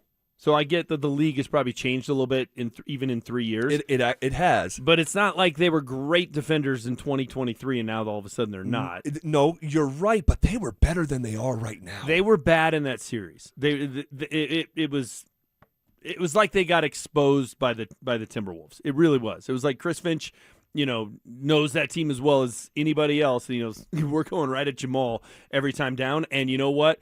Get into the paint, go to the basket, because Nikola Jokic, one, he's not a great rim protector at all, and two, he doesn't want to pick up silly fouls, and he looked like a guy who was afraid to pick up any fouls, just letting guys go right in for dunks, right in for layups. But I do think you can win a title if they're your two worst defenders, if there are a couple of things. One, everybody else has to be a really good defender. Aaron Gordon's a great defender when healthy, but he wasn't in that series because either didn't play or he was a percentage of his normal self. If he's the guy that was on the court late in the season when they beat San Antonio and was covering Wemby, yeah, okay, that helps. Helps a lot. They didn't have to worry about Jokic playing against the Spurs center. It was Aaron Gordon that was playing against him. If Payton Watson's able to play, he's their best shot blocker, and he wasn't on the court for the entire series. That would help.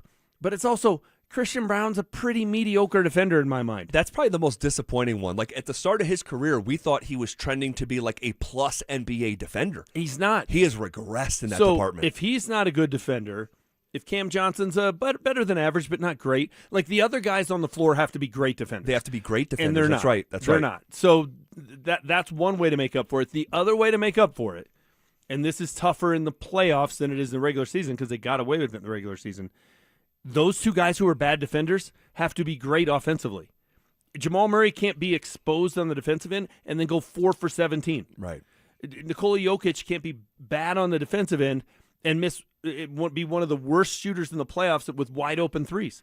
Because that was the Timberwolves game plan in Game 7 a couple years ago when they came back from a 20-point deficit and won. Hey, in the two-man game, forced Jokic outside, make him hit threes. Yep. I forget off the top of my head what he was in that game, but like 1 for 12. Yeah. It was abysmal. It was the worst shooting series of his career.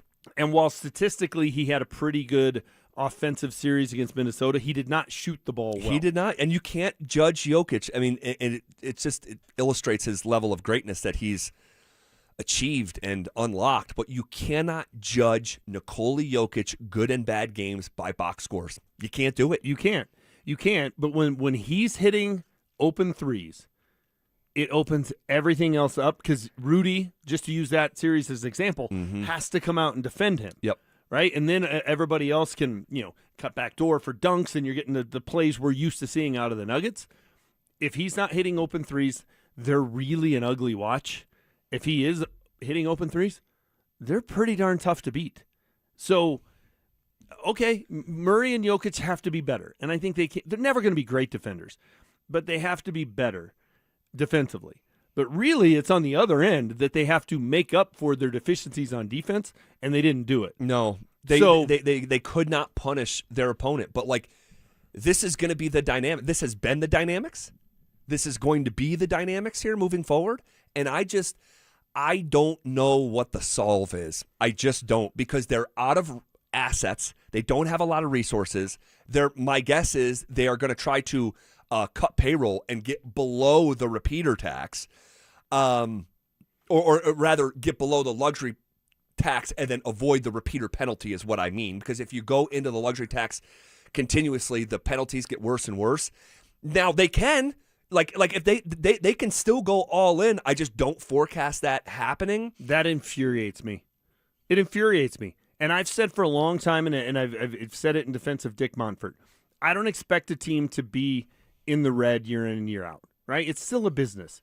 And I get that these guys have billions of dollars, but you got to turn a profit. I understand that. But there are certain times when you do go all in, push all your chips in. We're going to take a little loss here because, one, winning is going to help us make some of that back. And two, there will be years after Jokic is gone that the Nuggets will still get their piece of the TV money. They'll be a bad team, and they'll refill the coffers. So to say we're not going to spend money and we're going to cut salary when Nikola Jokic's prime is dwindling here. It is. And it's dwindling faster than I think most of us were anticipating. I just think is unacceptable.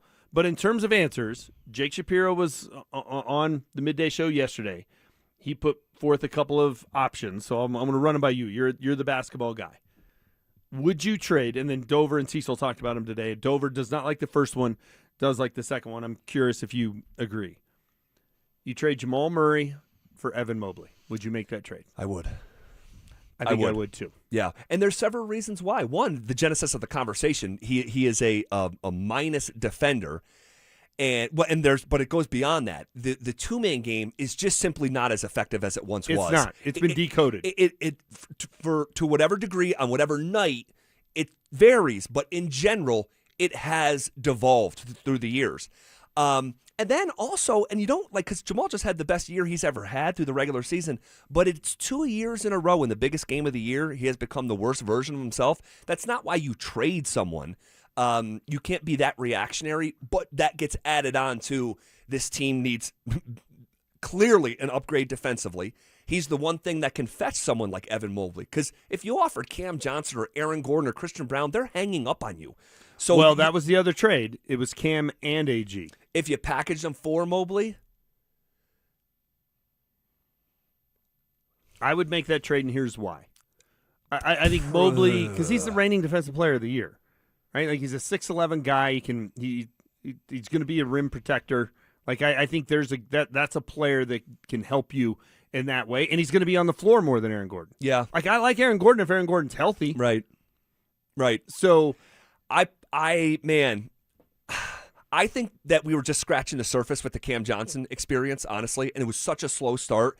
He was getting better and better, got hurt, became the best version of himself down the stretch. He was the only dog in the closeout game that was joining Jokic for the fight, most of it anyway.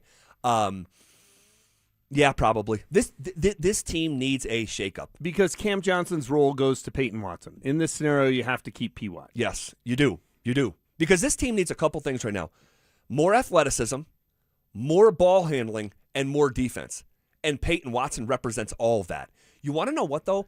Is that what does... Wemby was last year. Mobley was 2 years ago. My apologies. Yeah, and really, Mobley won it because Wemby couldn't play. He had the blood clot thing. But still, that's a hell of an accomplishment. That's a hell of an accomplishment. He still was the second best defensive player in the league that Correct. And he's still in the conversation. I would probably do it. I would make either one of those moves. And I would hate to see Aaron Gordon leave because, look, Nikola Jokic is the best Nugget of all time. Aaron Gordon might be my favorite Nugget of all time. Sure. You speak for the both of us. And I love the way that, when he comes here, he comes from an Orlando team where he was the guy, right? And, yeah, you're scoring a lot of points on bad teams, but a lot of players are fine with that. Putting up the numbers, being an all-star, being the big dog, coming here and being, especially early on, the fourth option. Yeah. So I like the fact that he was willing to do that. He's a legend. Ultimate team guy. Here's the other thing I love about Aaron Gordon. How much better he's gotten shooting threes and shooting free throws. James, we've never seen anything like it in NBA history. That a player that far into his career raised his numbers, and it wasn't just this like curve. It was year over year. We never saw a jump from 3-point and free throw percentage the way that his jumped. It was like double digits in both categories. It was. So, and I just admire that, right? Like a guy that's got all the athleticism in the world. It's one of the reasons. He doesn't, not that same athlete anymore, unfortunately. No, but when he's healthy, he's close. But you're right, he's not. He's in his 30s. I mean, at one point, this guy was throwing the basketball underneath both of his legs. Like no one had ever done that before. He's not that guy No, anymore. he's not. But one of the things that always drove me nuts about a player like Dwight Howard, that guy wasn't any better in year 10 than he was in year 2. Yeah. He just was physically more gifted than everybody else out on the floor. Yeah, he was able to dominate to an extent. And by the way, Kareem Abdul-Jabbar tried to help him, and Dwight was resistant. Right, exactly. So didn't work on his game. Aaron Gordon did. He's made all the money in the world. Yeah. Right? He's won a championship, and even after that, he improved his game. So those are just a couple of things, in over and above what he does on the floor, the walking through downtown without his shirt after they win a title. He represents so much. He's so unique. But I'll tell you what Pony Boy said. Nothing gold can stay. You're not just – it's over. It is over. It's over. It's time. And I thought this was maybe the best team that they've ever had, and it was the worst flameout they've ever had. So if you made that move, then your starting lineup is what? It's Jokic, it's Mobley, it's Cam. No, Cam's gone. It's P. Watt, it's Christian Brown, and it's Jamal Murray. Correct. Okay, so can you win your two best players, your two worst defenders? They still are. But here's the thing. If you do what you're saying, and you're not going to want to hear this, and no one's going to want to hear it. If you do what you're saying, so Jamal Murray's here, Christian's here, P. Watt's here, Jokic is here, and Evan Mobley's here, if there was a third apron, you'd be in it. You're so far into the second apron, they're not going to do it, James. I don't have their salaries in front of me. No, I can help you. What is AG and Cam compared to Mobley? Look, here's what you need to know. They're blowing past the second apron. They're blowing past it. It's not close. If those 5 guys are your starting lineups, even if everyone else was on a minimum contract, you are in the second apron, and they're not doing it. So they're going to dump salary and start Julian Strawther? I don't think they're doing that. They're not paying all those guys. They're not. And ideally or idealistically, you would like to believe that you would because you're in this window. The Denver Nuggets are not going into the second apron and paying a repeater tax that will be over $200 million. No, you don't want to hear it. No one wants to hear it. I don't want to say it, but it's the truth. It's 0%. Well, that's unacceptable. It's unacceptable. I'm not even disagreeing with you, but I'm saying it's 0%. I like Aaron Gordon. I'd hate to see him get traded. I like Cam Johnson. I think he was the second best player in the series, but I would make that trade because they need defensive help. And I think the proposed lineup that we just came up with here of it's Jokic, Mobley, P. Watt, Christian Brown, Jamal Murray gets pretty damn close to what I was talking about of if your 2 best players are your 2 worst defenders, the other 3 guys better be great defenders. You're right. Well, 2 of the 3 are. You're right. And Christian Brown should be better. You're right. But rough math, just super rough math, no one hold me to this. Jamal Murray's on a $200 million contract. Christian Brown's on a $125 million contract. Jokic is about to sign a contract extension for $250 million. I don't know Evan Mobley's a contract, but let's just say $150 million. P. Watt's going to command over $100 million. This ownership group is not paying $700 million in payroll. Full stop. It's not happening. Well, it's much more likely they get out of any apron and duck the luxury tax and avoid the repeater tax than it is anything else. I'm trying to keep it all the way authentic here. Like Cam and AG are 54, 55. Mobley's 50. So it's a $50 million contract? Yeah. In total value? No, I was going to say that's not I'm right. just talking this coming year. Yeah, so you're talking about that guy's going to make $50 million. 50, 53, 57, 61. Like, this is what I'm saying. 0.0% this happens. Then they're not serious about winning. I'm sorry. That's yes, those numbers are crazy, but that's the league they own a team in. Correct. And you have maybe the best player in the league, top 3? Yeah, top 3 for sure. I don't know anybody who wouldn't say he's not a top 3 player. You would lose credibility. No one would say that. Arguably a top 10 player of all time. If you can get another title, he's probably not. Arguably, he is. Probably so, yeah. Then you're not serious about winning if you won't go into those aprons for a couple of years to try and win around Nikola Jokic. You're not. You're not. I don't want to hear it. And you got columnists in this town who've been here a long time who are, taking the Kroenke bullet points and just repeating them and say, well, if you're not close, I wouldn't spend the money either. That's balderdash. It's just nonsense. You have Nikola Jokic on your team. You could sell me on run it back. You could. It's a tough sell, but you could sell me on really tough sell. As long as P. Watt's part of the run it back. Or you could sell me on these trades. You can't sell me on salary dumps. This is KKFN and KKFN HD1 Longmont, Denver, and KARSFM Laramie.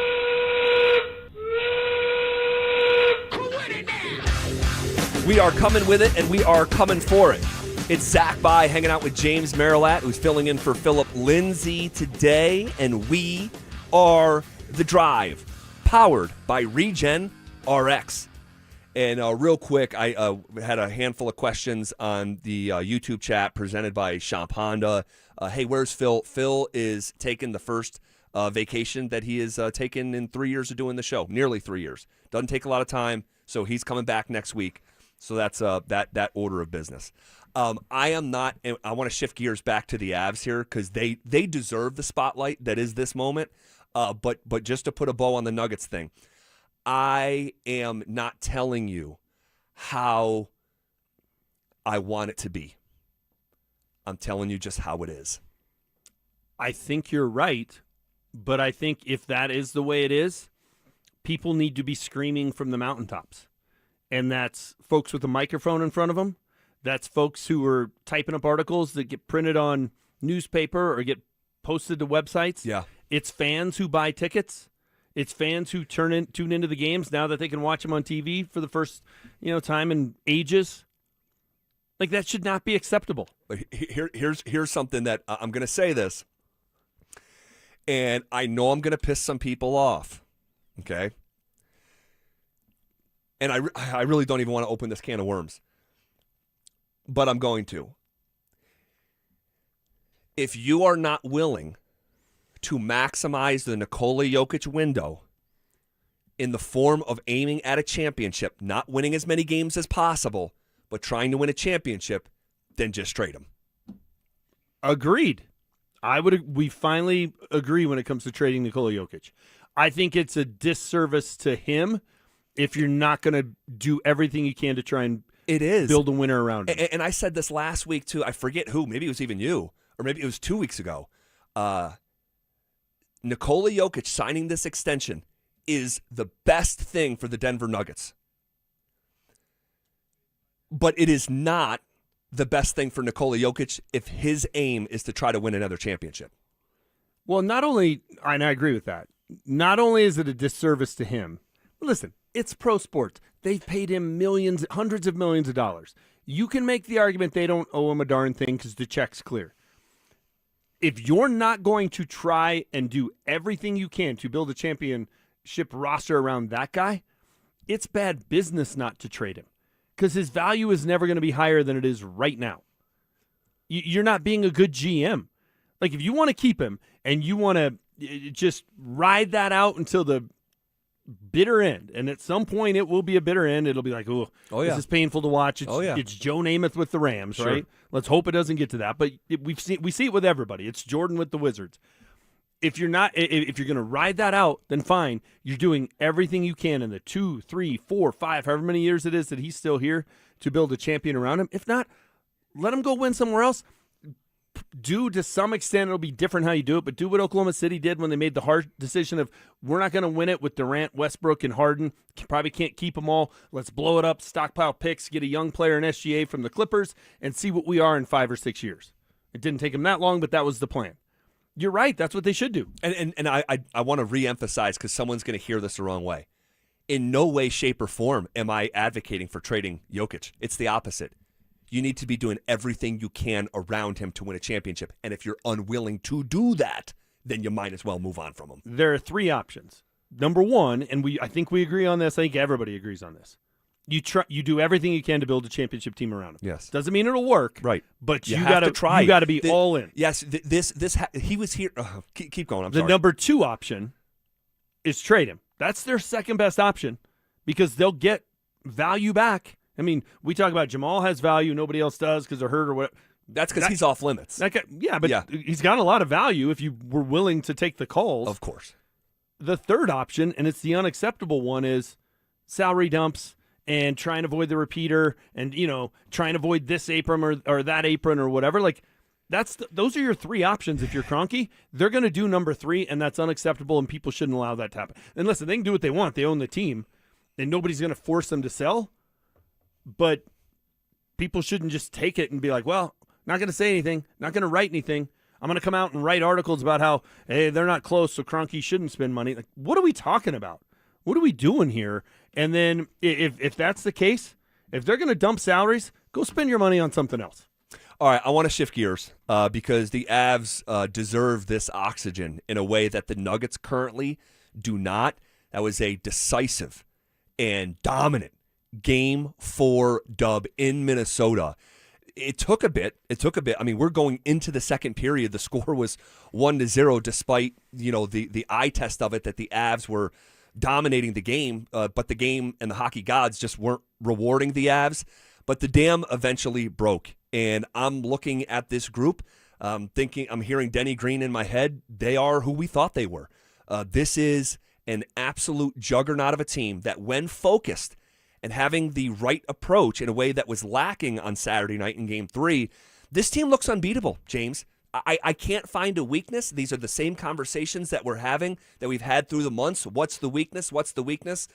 We had the goaltender conversation yesterday, and despite some nerves, man, the Avs quelled some of that real quick, and that was a one-sided fight last night. It really was. Now, the scoreboard wasn't one-sided for most of the night. I mean, they were down 1-0. It was a 2-1 game or 2-2 game in the third period.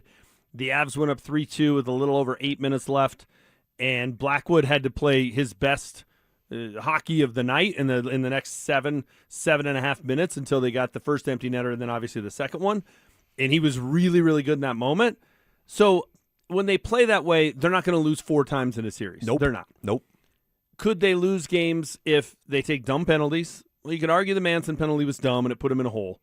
It could have been really dumb had it been a 5-minute major. Yeah. That could have been really dumb, and then he's booted from the game, and who knows what that turns into. I mean, think about our conversations today if they lose by a single goal. Yeah, I mean, they had outshot the Wild 20-4 at one point. It was a 1-1 game because they got a goal on the power play when Manson was sitting in the box.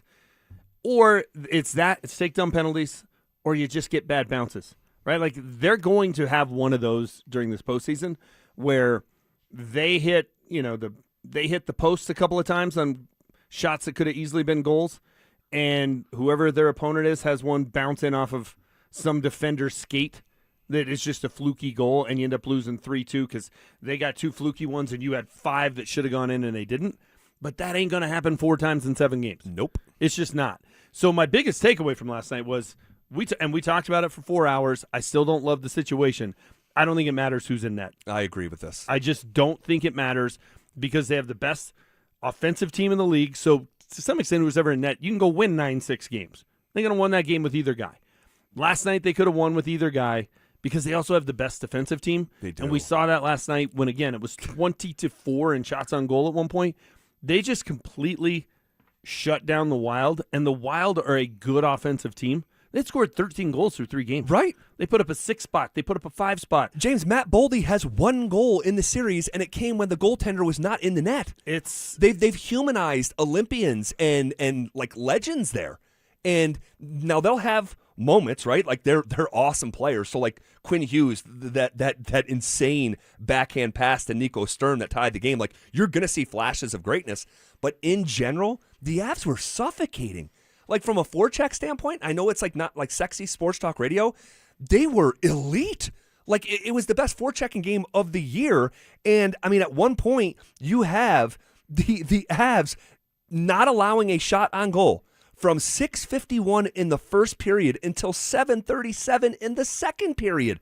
That was on a power play. That should be impossible. They went in real time, like by the traditional clock, the minute hand spinning around. They went 62 minutes of real time without a shot on goal. Well, that should be impossible. And those two stats make that point, right? Like quite literally, it did not matter who was in net. No. They didn't have a shot on goal for 62 minutes based on the clock on your microwave in the kitchen. Yeah. Almost an entire period of hockey, they didn't have a shot. Like, could have been anybody in net, and it wouldn't have mattered. They were more active. They had more hits than they had the game before. More block shots. It just was a totally different team. And more often than not, you have to have a great quarterback to win a Super Bowl. Every once in a while, you have a historic defense. It's the Trent Dilfer, exactly, or Brad even Johnson, Peyton Manning in 2015. More often than not, you have to have a great goaltender to win a Stanley Cup. There's going to be that random outlier that is the best offense and the best defense in the sport, and it doesn't matter who's between the pipes. That's the case with this year's Avs team. Yeah, here was Jared Bednar last night after the game talking about the biggest difference game over game. For me, the biggest change from last game to this game is like we were a more determined group. That's to a man, just more determined and committed to playing the right way. But it wasn't like I didn't hate our details last game. There were some things I didn't love, but I thought that we got out-competed in that game a little bit. And tonight we kind of swung it back in our favor, and guys went to work and, relentless all over the rink, and we just look quicker. And it's really just as plain as the nose on your face, right? Mm-hmm. Like their approach on Saturday night was inappropriate. It lacked maturity, all the stuff that we talked about yesterday. But when that version of that team shows up, like quite literally, we're not going to the mountains as a family because it's within 3 days after the Cup. And I think that we're going to have a parade. We're literally changing future plans around a potential parade that I believe with every ounce of me is going to happen. I do too. And I was nervous heading into last night because we were going to find out one of two extremes. Either the Game 3 performance from the Avs was an aberration, right? And it's human nature. You're 6-0 in the playoffs. You're up 2-0 in this series. And I don't mean this as a criticism, but it kind of symbolizes where they seem to be mentally. They look like a team that was goofing around the pool, wearing flippers and goggles, right? Like just not taking it serious. And for those who don't know the context of that, Nathan McKinnon, filmed swimming in the pool at the hotel in Minneapolis or St. Paul or wherever they're staying. So it was either going to be the aberration or it was going to be Minnesota decoded them. They were Mike Tyson, and they beat everybody before the fight ever started because they scared everybody. And once somebody knocked them on their butt, it was like, not the same team. And last night, even though they were dominating statistically, when they were down 1-0 after the first period, it's like, man, they've gone 4 periods in St. Paul with 1 goal. Yeah. I kind of was fearful that was the case. Like, man, maybe they have decoded him. But nope, by the time you get to the end of the night, not the case. It was the aberration. They're going to win this series tomorrow. Vegas and Anaheim both are good teams. It'll be fascinating to watch them tonight in their pivotal Game 5. The team who wins that game more often than not wins the series. But just to start getting ahead of ourselves a little bit here, scouting report-wise and what they do. Yeah. But they're going to beat either one of those teams, and they're going to beat Carolina. Like, last night I was Mr. Panic, but if they won, they had 50% chance they were going to win the Cup. If they lose, 50% chance they're going to win the series. Last night was so impressive. I just don't see any of the teams left, beating them 4 times in 7 games. Now, so we agree on this, but there's something that we have disagreed on for years when it comes to this club. It's Jared Bednar. I have been much more pro Bednar than you. You've been maybe his biggest critic in Denver media. You agree with that? Yeah, I think that's fair. I will not give you and have not given you pushback when you cite the inability to get out of the second round. I know there's context, but I'm not even going to go through it. They have, considering what they've had, you have made the argument that they've underachieved. Correct. If they go win the Stanley Cup, and Jared Bednar is a two-time champion, and he joins Mike Shanahan as the only coaches in the history of the 4 major sports within Denver, will you put down your sword? Yeah, because then he'll have done something only one other guy in the history of this state has done, win 2 titles at the highest level.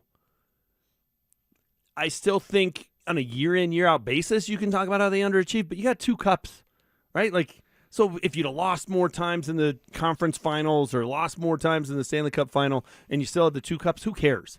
You got the 2. I was just going to ask you, how long does the sword stay down? No, it would be down. Okay. It stays down. Okay. Right now, the McKinnon-McCarr era is disappointing. I know they have the cup, and that's great, and that's a great exception to the rule, and that's a great aberration. But they have underachieved. That's the right word. The Nuggets have underachieved in the Nikola Jokic era. They just have. I agree. Yeah. Even though they did something that lifelong Denverite never thought I'd see, is the Nuggets win a title, they still have underachieved. And the 3 years following have been really hard to reconcile. Very disappointing. But if you win a second cup, okay. I mean, somebody this morning, I think it was Mike Evans, said, Jared Bednar's got a lot of pelts on the wall. He's got 1 pelt. He doesn't have a lot of pelts. There's no plural. But if you make it plural, okay, then my criticism will stop, because I think the criticism up to this point has been fair. But when the evidence changes, because the situation changes, the opinion changes. Right. Yeah, it should. It would be unfair to keep hammering him if he gets a second cup. Correct. Because he's done what I've been critical of him not doing, is being able to win with this group. And I'm not going to be the guy, I will guarantee you this, I'm not going to be the guy who has been saying all along that he thinks Jared Bednar is the problem. He goes and wins a second cup and then keeps hammering Bednar and says, well, anybody could win with that roster. Because that's not true. Not anybody could win with Jordan and Pippen. This is not good. anybody could win with Kobe and Shaq. And they didn't before or after Phil. Correct. And same thing with the Bulls. Phil Jackson, you can say, he had great talent. Well, Del Harris didn't win with the Lakers. Correct. Doug Collins didn't win with the Bulls. Right? So what's he got, 10 rings, 11 rings? 10. 10 as a coach. You can't take hold on a second. Yeah, 10.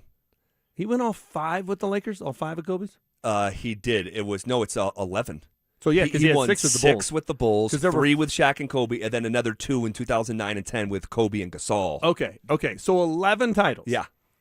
You can't diminish that just saying, he had the best players in the league, when nobody else won with those guys. You still got to go out and do it. You still got to go out and do it. Well, I'm thankful to hear you say that, because I think that this is going to happen. Like, this is going to happen. I don't know if it's going to be Carolina. Drew, behind the scenes here, you believe it's going to be Montreal coming out of the East? Do I have that right? You do have that right. I think it's going to be the Canadiens. Man, hey, I'll say this. You talk about something that's good for hockey, and the Buffalo story would be great too. Like, going back to and there's a little bit of bias here, but that's a hockey town. And they're coached by Lindy Ruff, who led them to the Stanley Cup in 1999. He's the coach again, and he's going to get the Coach of the Year, the Jack Adams. That would be a fun story. But Montreal against Colorado, you talk about good for the game of hockey, that would be good for the game. It would be. What year was Buffalo's foot in the crease? Brett Hull. That was Brett Hull's. It was 99. Oh, that was that year? Yeah. They haven't been back since then? No, dude, they went 14 years without going to the postseason. Longest outside of the New York Jets, the longest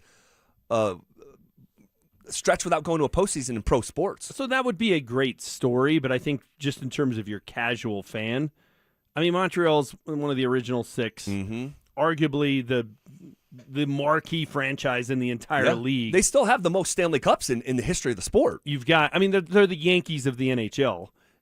It would be U.S. versus Canada. Yeah. That whole thing, which we've seen, over the last couple of years between the Olympics and why am I blanking on the event that it was the 4 Nations. Yeah, 4 Nations. 4 Nations. Like, that has been fun, so that would add to it. Yeah, if you didn't have a rooting interest, you just were rooting for the best storylines or something that's going to bring in the average viewer, that would be it. Because no Canadian team has won a Stanley Cup since Montreal in 1993. Yeah. And when I was 18 years old, man, when I was 18, it was my senior year, and me and some buddies went up to Montreal, okay? And you can do stuff in Montreal at 18 that you can't do in the U.S. I've been to Canada. So we went up there. I told my mom that we were going to go to Montreal Expos series. The Expos had moved like 4 years earlier, and we went up there. But it was a game day in Montreal. Okay, and the game didn't start until like 7:00 at night. It's 2:00 in the afternoon, and the bars were spilling over in the middle of a workday. And it was just like the Montreal Canadian fans, they are obsessed with their team. It's just different. It's just different. It's like soccer fans in England or most of Europe. Yeah. Right? Where it's like it's this stadium that's built in this neighborhood and all the bars shut down and all the people come out, and that's the activity on that night or that Saturday or whatever. That's what everybody's focused on. That's how it is up there. There's a lot of history between the two teams. That would be a great matchup. Yeah.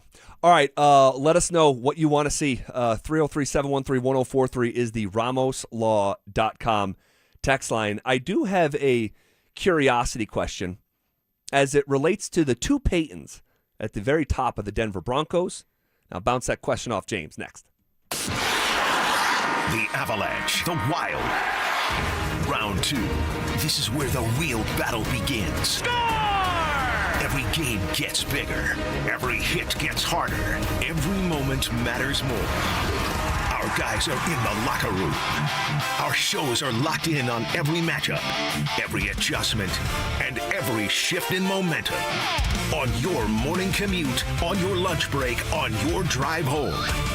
Our shows have you covered from puck drop to final buzzer and everything in between.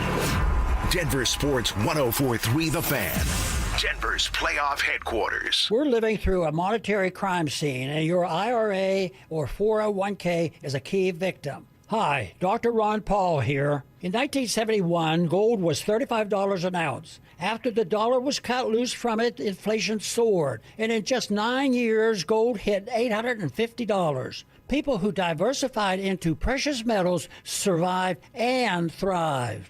Today, we're in a worse position because we face inflation and massive debt. Fortunately, gold is still an option. My trusted friends at Birch Gold Group can help you own gold inside your retirement account without penalties or taxes. Start now by getting a free info kit on gold. Text the word SECURE to 989898. We're facing the same monetary chaos as the 70s with significantly more debt. Get your free info kit from Birch Gold. Just text SECURE to the number 989898. Spring is here, but if you're feeling exhausted with no energy and no sex drive, it may be time to head to Low T Center. 1 in 4 men has low testosterone. At Low T Center, you can book a free testosterone test and see if you qualify for TRT customized to your body by expert providers. Choose self-pay or insurance. You can even have your treatment shipped to your door. Low T Center's got the highest quality testosterone, and their providers tailor it to you, so you know it's effective. Put the spring back in your step. Head to lowtcenter.com. That's lowtcenter.com to book your TRT appointment today. Hey, Broncos country, I'm Terrell Davis, and I'm here with Donnie, owner of the Fitness Gallery. There is nothing more important than your health. That's why I made the smart move to invest in fitness equipment with Fitness Gallery. It's a game changer. Work out on your schedule from the privacy of your own home. I have a true treadmill at home. It's the smoothest and quietest I've ever been on. If you're ready to make fitness fit your schedule, don't wait. Secure pre-tariff pricing today. You never regret buying quality. Visit Colorado's largest fitness store, Fitness Gallery, and get started on your goals today. For over a decade, Bluebird Windows and Doors of Denver has been servicing the Front Range with products built to withstand Colorado's unpredictable weather. Bluebird's Sunrise Collection windows are built to last a lifetime and are backed by strong warranties. Right now, buy 3, get 1 free through May. Mention you heard about Bluebird from me, Mike Evans. You'll save an additional 5%. Enjoy the outdoors through energy-efficient Bluebird windows. Visit gobluebirdco.com. Bluebird Windows and Doors. Make today a Bluebird day. T-Mobile has an exclusive bundle for customers 55 and up. I'm Sarah Bowl. Yeah, I'm Frank Bowl. A reliable network is key for us. And with T-Mobile, it's been wonderful. And going to the 55 plus plan saved us so much money. A lot. And that's important. Trying to keep costs down. The home internet's been perfect. It's fast, it's quick. The setup was so easy, it took less than 15 minutes. It was like, ta-da! If you want simplicity, coverage, reliability, you want the whole package, T-Mobile has it. Right now, T-Mobile customers 55 and up can get 2 phone lines on America's best network, plus America's fastest 5G home internet for just $30 each. $30 per month each line with autopay plus taxes and fees. Minimum age 55. Pricing for home internet rely on 2 lines of Essentials Choice 55. $35 connection charge per line required. Best mobile network and fastest 5G home internet based on analysis by Ookla of Speed Test Intelligence Data 2H 2025. All rights reserved. Hey guys, your boy Stink here. Are you considering GLP-1 injections for weight loss? Before you start, ask yourself this. Are you prepared to spend $3,000 to $5,000 per year and stay on the medication long-term to maintain the results? Many prescription weight loss injections require weekly shots, and when the medication is stopped, weight regain is common. And here's something most people don't realize. Research shows a significant portion of weight loss can come from muscle, which may slow your metabolism and make keeping weight off even harder. At Colorado Fat Loss, they take a different approach. Their doctor-developed program helps men and women lose 20 to 40 pounds in just 60 days safely and naturally. No injections, no synthetic hormones, no long-term dependence. Instead, they use real food to reset your metabolism, control hunger and cravings naturally, and help your body burn fat, not muscle. Right now, you can schedule a free phone consultation to see if the program is right for you. Go to coloradofatloss.com. That's coloradofatloss.com. Results may vary. The Chase Ink Business Premier Card is made for people who make things happen, like me. I'm Sam, founder and CEO of Manifest, a product design company that makes everyday products designed smarter. I get 2.5% cash back on purchases of $5,000 or more, plus unlimited 2% cash back on all other purchases, which helps us make more smart ideas into a brilliant reality. The Ink Business Premier Card. Chase for business. Make more of what's yours. Real business owner compensated for their participation. Cards issued by JPMorgan Chase Bank. NA member FDIC. Subject to credit approval. Terms apply. I've got to tell you about Schomp Honda. If you're looking for an SUV that can handle Colorado, check out the new 2026 Honda CR-V. It's comfortable, capable, and perfect for everything from your daily drive to weekend getaways. Right now, Schomp Honda has the largest inventory since before COVID, so you've got more options than ever. And I love this. Schomp Honda does things differently. Their one price, one person, 1 hour philosophy means a fair price up front and way less time at the dealership. They never charge dealer handling fees. While medicine's greatest advancements look like the latest sci-fi, one of our most powerful tools is far more simple, more human. It's a calling to connect with purpose by treating people, not just patients. With innovations that amplify healing and lead to more personalized care, guided by the belief we all hold the power to heal. At Common Spirit Health, clinical excellence lives here. Human kindness lives here. Learn more at mountain.commonspirit.org. It's The Drive with Zach By and Phillip Lindsay on Denver Sports 104.3 The Fan.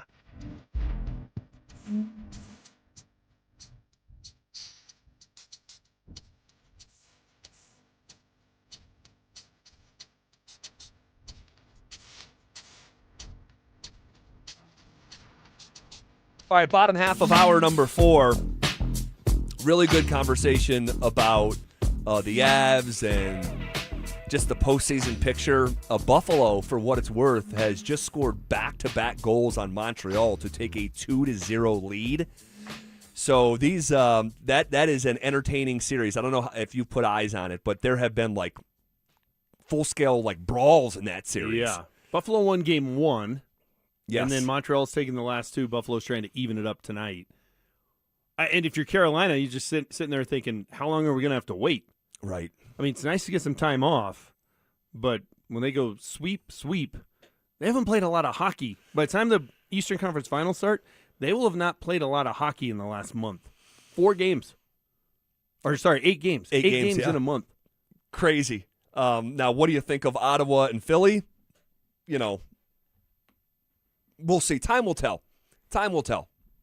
Yeah, I mean, it's a little bit like, I guess Oklahoma City's a reigning champ, so them starting 8-0 is a little different. But is it just, do I just not buy into the Thunder because I just can't stand that team and I can't stand the way they play? Oh, dude, if you're, well, and that's fine. I'm never going to tell a fan how to fan. If you don't like the way that they play, I get it. You are not alone. But they are a great team. Like, they're a great team. They play within the framework that the NBA is allowing. Sam Presti has done a masterful job constructing that roster. They have spoils of riches here. They have more picks coming. Denver's going to give them their first-round pick next year. They were in the lottery 2 days ago. Correct. It's amazing. And the reasonable person in me agrees with you. They are a great team. And maybe this also makes them a great team because they're fun to root against, which, a villain's only fun if they're a great villain. Right. And they're a great villain. They are. But I am rooting. I don't care who they play. I'm rooting against them. Man, well, they're 8-0 in the postseason. The most recent teams to do that are the 2017 Warriors and Cavs, the 2016 Cavs, the 2012 Spurs, 2010 Magic, 2009 Cavs, the Heatles in 2005, 2001 Lakers. Like, that's the company that they're keeping. I mean, it is a dominant team right now. We'll see how that ages on that side. But the Thunder are going to go win the NBA championship. No one's beating that team 4 times. Just like no one's beating the Avs 4 times, no one's beating the Thunder 4 times. Just like Minnesota has Denver's number, San Antonio's kind of got Oklahoma City's number. Regular season, I get it. It's different. Yeah. But they kind of dominated them during the regular season. At one point, they actually beat the Thunder 3 times in a 12-day period. Yeah. So I think that would be an interesting matchup, a heck of a lot more interesting than Minnesota. Although Minnesota, you got to give them credit. Now that series is further in the rearview mirror, I can give them some credit for the way they're able to bring physicality to the court and keep themselves in these series when they don't have any business really being in the series. But I think San Antonio and Oklahoma City would be a ton of fun. And I don't think there's 5 players in the world I wouldn't want with me leading a postseason series than Anthony Edwards. Like, he has dog all through his DNA. So that has been fun. All right, I want to get to the question that I asked going into the previous break. And if you want to react to any of this conversation, you can hit us up on our YouTube chat presented by Champ Honda. The curiosity question as it relates to the 2 Paytons. George Payton signed that 5-year extension on Friday. This was Sean Payton reacting to it. I consider myself very fortunate to have been with one general manager in New Orleans who I would call a very close friend and a great working partner, and then to find another person like George. And I know that we both feel the same way. We love the grind together. This has been a really unique partnership, one that I thought was going to last about 5 minutes. So we've gone from 5 minutes to a 5-year extension. Is George Payton going to be with the Denver Broncos longer than Sean Payton? I think he is, and I'm with you. I thought Sean Payton was going to keep George Payton around long enough to figure out where do they keep the binders and the paper clips and all that stuff, and then it's my show. So I'm surprised by the fact that it's lasted this long. I think George Payton's going to be here his entire 5 years. I think he's kind of found his sweet spot, his comfort zone. He was in Minnesota for nearly 2 decades as, rising up the ranks, and then for a long time as second in command. Everybody said he was really picky about where he was going to go. That was probably part of it. Yeah, I think he pulled out of multiple jobs, Jets and Titans, I think. But he also, part of it was probably I'm pretty comfortable where I'm at. Sure. Like, I like the organization. I like the people around me. My family likes it here. My kids like their school, like all those kind of things. Not just jumping at the first promotion that comes up. He got a chance to be the top guy here. One of the worst coaching hires in NFL history. One of the worst trades in NFL history. One of the worst contracts in NFL history. I'd say the worst. Now he's the number 2, right? Like, if we're just being honest. Yes, I think he's the number 2, but it felt like he used to be the number 0. Like you were keeping a seat warm until I get my guy in here. I think he has recouped his own value within the organization. And so I think he's going to be here for the full 5 years. It would have to be a disaster and the wheels come off and he gets fired. I don't see that happening. I don't see Sean Payton coaching for 5 more years. I've said all along I don't think he's going to coach beyond this contract. What are you drawing from, though, when you say that? He's a guy who said before the divisional round that he's slowing down, that he doesn't have the fastball he used to. I'm paraphrasing, but he's kind of got feet of clay. He doesn't make decisions as fast as he used to. It's a grind, and I know he loves the grind. I think he's chasing the history of being the first coach to ever win a Super Bowl with 2 different teams. Which is healthy, I think. Me too. If he accomplishes that, I think he's off into the sunset. Yeah, maybe so. If they're close the next couple of years, does he get another couple of years added to the contract to see if he can pull it off? Maybe. But 5 years from now will have been, what would that be, 10 years that he would be here chasing it? 7 more years beyond this? As close as he was this past year, if we go 7 more years and they don't win a Super Bowl, I don't see Sean Payton going through that. Yeah, he'd be almost 70. If the Broncos are going 7 years without a Super Bowl, it might not be his decision to make. And I would say I think the most important factor with this specific conversation is his relationship with Greg Penner. And it's I just don't know. And when we talk about George Payton and Sean Payton comparatively to Greg Penner, one of those guys is a whole lot more like Greg Penner than the other. Yeah. Greg Penner's predictable, so is George Payton. Predictable is not a word that we would use to describe Sean Payton. No, and I guess it would be 8 years total. I was adding 5 to the end of the 2 years that Sean has left, but the 5 starts now. But still, 8 years. I also think George Payton is the perfect buffer definitely between Greg Penner and Sean Payton. I don't know that right now, and look, it's all worked out well. George Payton has turned it around from what I would call a pretty bad start. Those 3 things he did in his first 3 years were pretty bad. Yeah. Most people don't survive that, and they're looking for another job. The last 3 years have been really good. It's been with Sean. They work well together. Across the entire 6 years, he's had some good drafts, right? Pat Surtain, and that's a high pick. You can't blow that pick, but a lot of people do. They do. Quinn Miners, Nick Benito, the list goes on and on. He's had a lot of really good picks. Yes. But he also is a buffer between Sean and Greg that I don't think Greg would let Sean bring in his guy at this point. You know what? I actually agree with this take. I agree with this. If Sean came to Greg Penner tomorrow and said, I want to move on from George Payton, or rather say last week, because obviously he just signed the extension, had he come in there last week and said, I'm ready to move on from George, I don't think they're moving on from George. I don't think so either. Because I think, like you said, the personalities are very similar. I think Greg Penner's smart enough to realize this is a dynamic that works, but if we had another guy in here that's loose cannon, probably isn't fair, but just for lack of a better expression, a little bit more of a loose cannon like Sean, sure, who goes in front of microphones repeatedly and says stuff he shouldn't say. He's done it for 3 years here. He's not going to change. Another loose cannon, 2 loose cannons and Greg, that's a bad formula. Loose cannon, Greg, and a guy that's very predictable, grinder, in the office all the time, perfectly content to be the number 2 behind-the-scenes guy, not needing credit. That's a dynamic that works. Greg Penner's smart enough to see that. And I don't think he would have blown that up. No. And you know what? I think Sean Payton's smart enough to see that too. I agree with this as well. He knows what he had in Mickey Loomis, a guy who was willing to not get the credit that he probably deserved because Sean's out front. Sean's very loud, look at me, blah, blah, blah. I think Sean Payton's smart enough to know what he's got here. All right. We'll leave that conversation where it lies. All right. We'll finish up with what did we learn today in Denver sports? Turns out something pretty significant. That's next.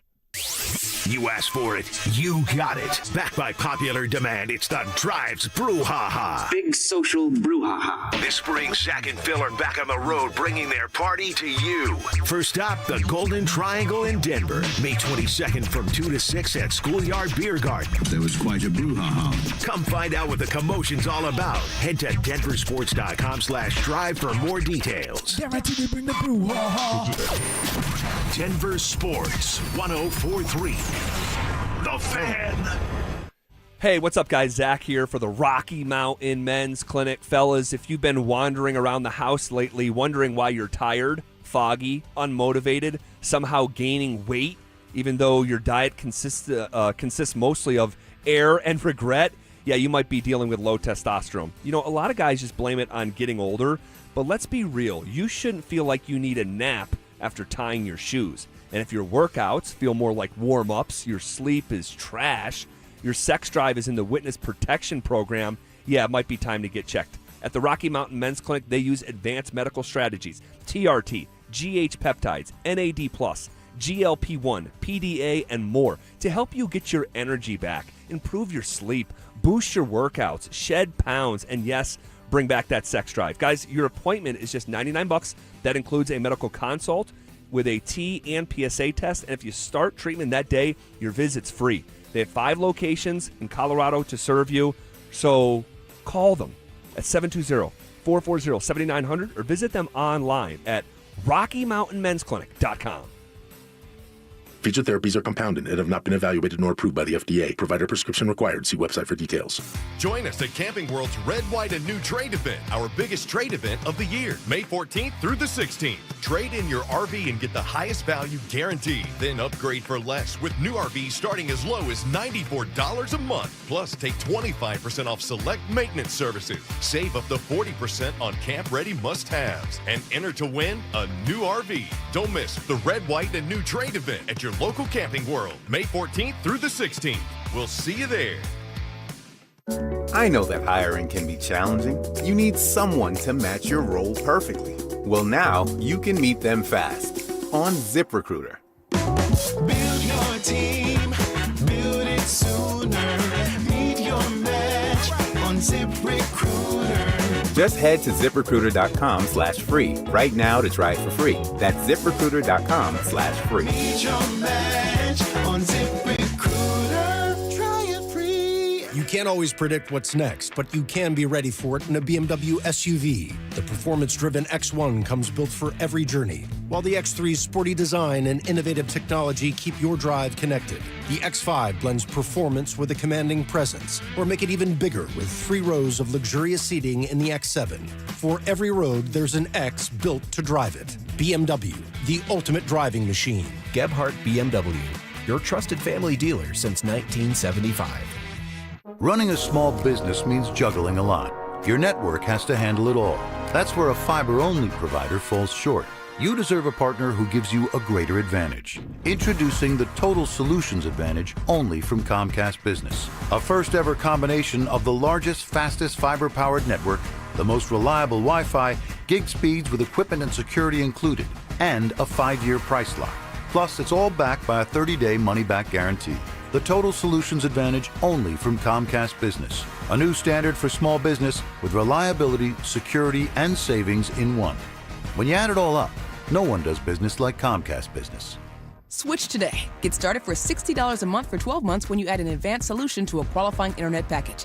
Limited time offer. New customers only. Requires 300 megabits per second internet, security edge, and additional qualifying service. 1-year agreement, paperless billing, and autopay with bank account required. Taxes and fees extra. Most reliable Wi-Fi based on Open Signal Awards USA Fixed Broadband Experience Report, May 2025. Hey guys, it's Mark Schlereth. I just made one of the best decisions of my life. I got rid of my glasses. I went to Cutarelli Vision and had refractive lens exchange, RLE. I wore glasses for distance vision, but I got to that inevitable point in life where I was always needing those reading glasses just to do about anything, and half the time I couldn't find them. Seeing menus, texting, reading my computer, or studying film, it was a struggle. But now I see the world perfectly, near and far, without any glasses, thanks to Cutarelli Vision RLE, the perfect permanent solution to spending your good active years not needing reading glasses. And here's the cherry on top. You'll never develop a cataract. Dr. Cutarelli is Colorado's most experienced with over 90,000 vision correction procedures. You can trust him to know if it's the right time for you and RLE. Schedule your free Zoom consultation at coloradorle.com. Cutarelli Vision, RLE, no readers, glasses, or contacts, or cataracts. coloradorle.com. This is Terry Wickstrom. Are you looking to buy a home that fits your senior needs? Consider a home equity conversion mortgage for purchase. With this innovative financing option, you can use the equity in your current home or savings as the down payment. With the FHA-insured HECM reverse mortgage loan, you may be able to buy a higher value home and keep substantial cash for savings with no required payments. For more information, call Mike Rabin at 303-396-2804 or go to madrivermortgage.com, NMLS 1504779. Want real Broncos talk? Cecil Lammy and Andrew Mason bring the heat on Orange and Blue Today. The most passionate intelligence and in-depth Broncos coverage in the game. Weekdays at 5 p.m. on the Denver Sports 104.3 The Fan YouTube channel. Hit subscribe at Denver Sports 104.3 and never miss another take. Orange and Blue Today, powered by Ramos Law, official injury law firm partner of the Denver Broncos. Denver Sports 104.3 The Fan. Denver Sports 104.3 The Fan presents The Drive with Zach By and Phillip Lindsay.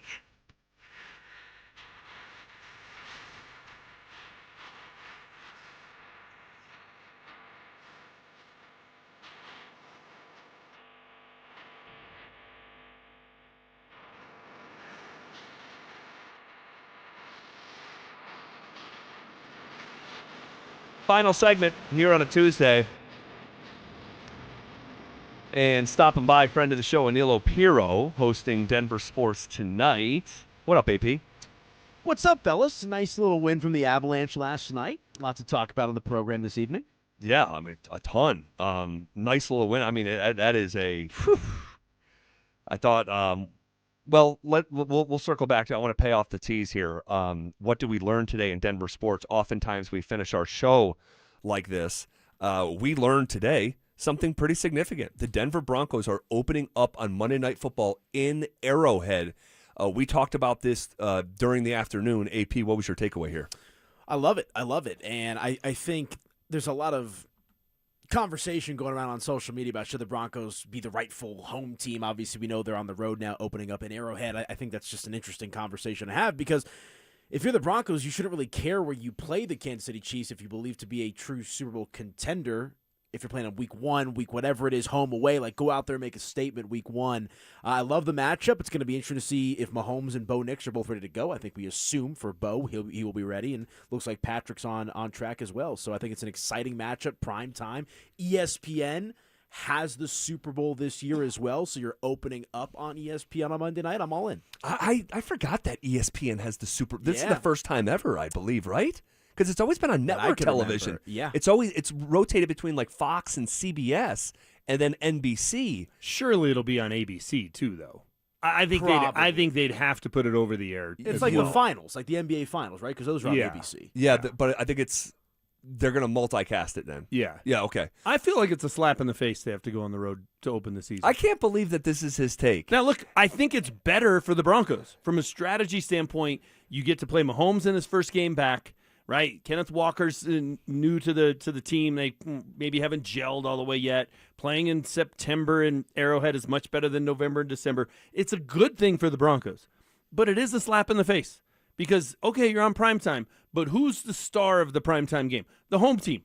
Why does the defending Super Bowl champ get to host the first game every year? It's not, you get to be on the first game unless you're Baltimore and there's a Orioles game and you have to come to Denver. The Broncos aren't the reigning Super Bowl champ. They didn't make it to the Super Bowl. There's no birthright that because you had a good season. It's not a birthright, but the reward for winning the Super Bowl is you get to host the game because hosting matters. It's not, you get to play in the first game. We'll just put you wherever you want. Hosting is but that's not applicable here. They didn't win the Super Bowl. It's how much hosting matters. It's what it means. And Patrick Mahomes and Andy Reid and Travis Kelce and Taylor Swift and Kenneth Walker and Arrowhead Stadium and all the rest of that. That's the star, and you got to have somebody be the Washington Generals. Here come the Broncos. Yeah, but that's the message. The one thing that I would say to that is the message. Even if the game was in Denver, everything you just said would still be the story. It would still be Mahomes. It would still be Taylor Swift. It would still be Kelce. With this current iteration of the Kansas City Chiefs, despite them having a subpar last season for their standards,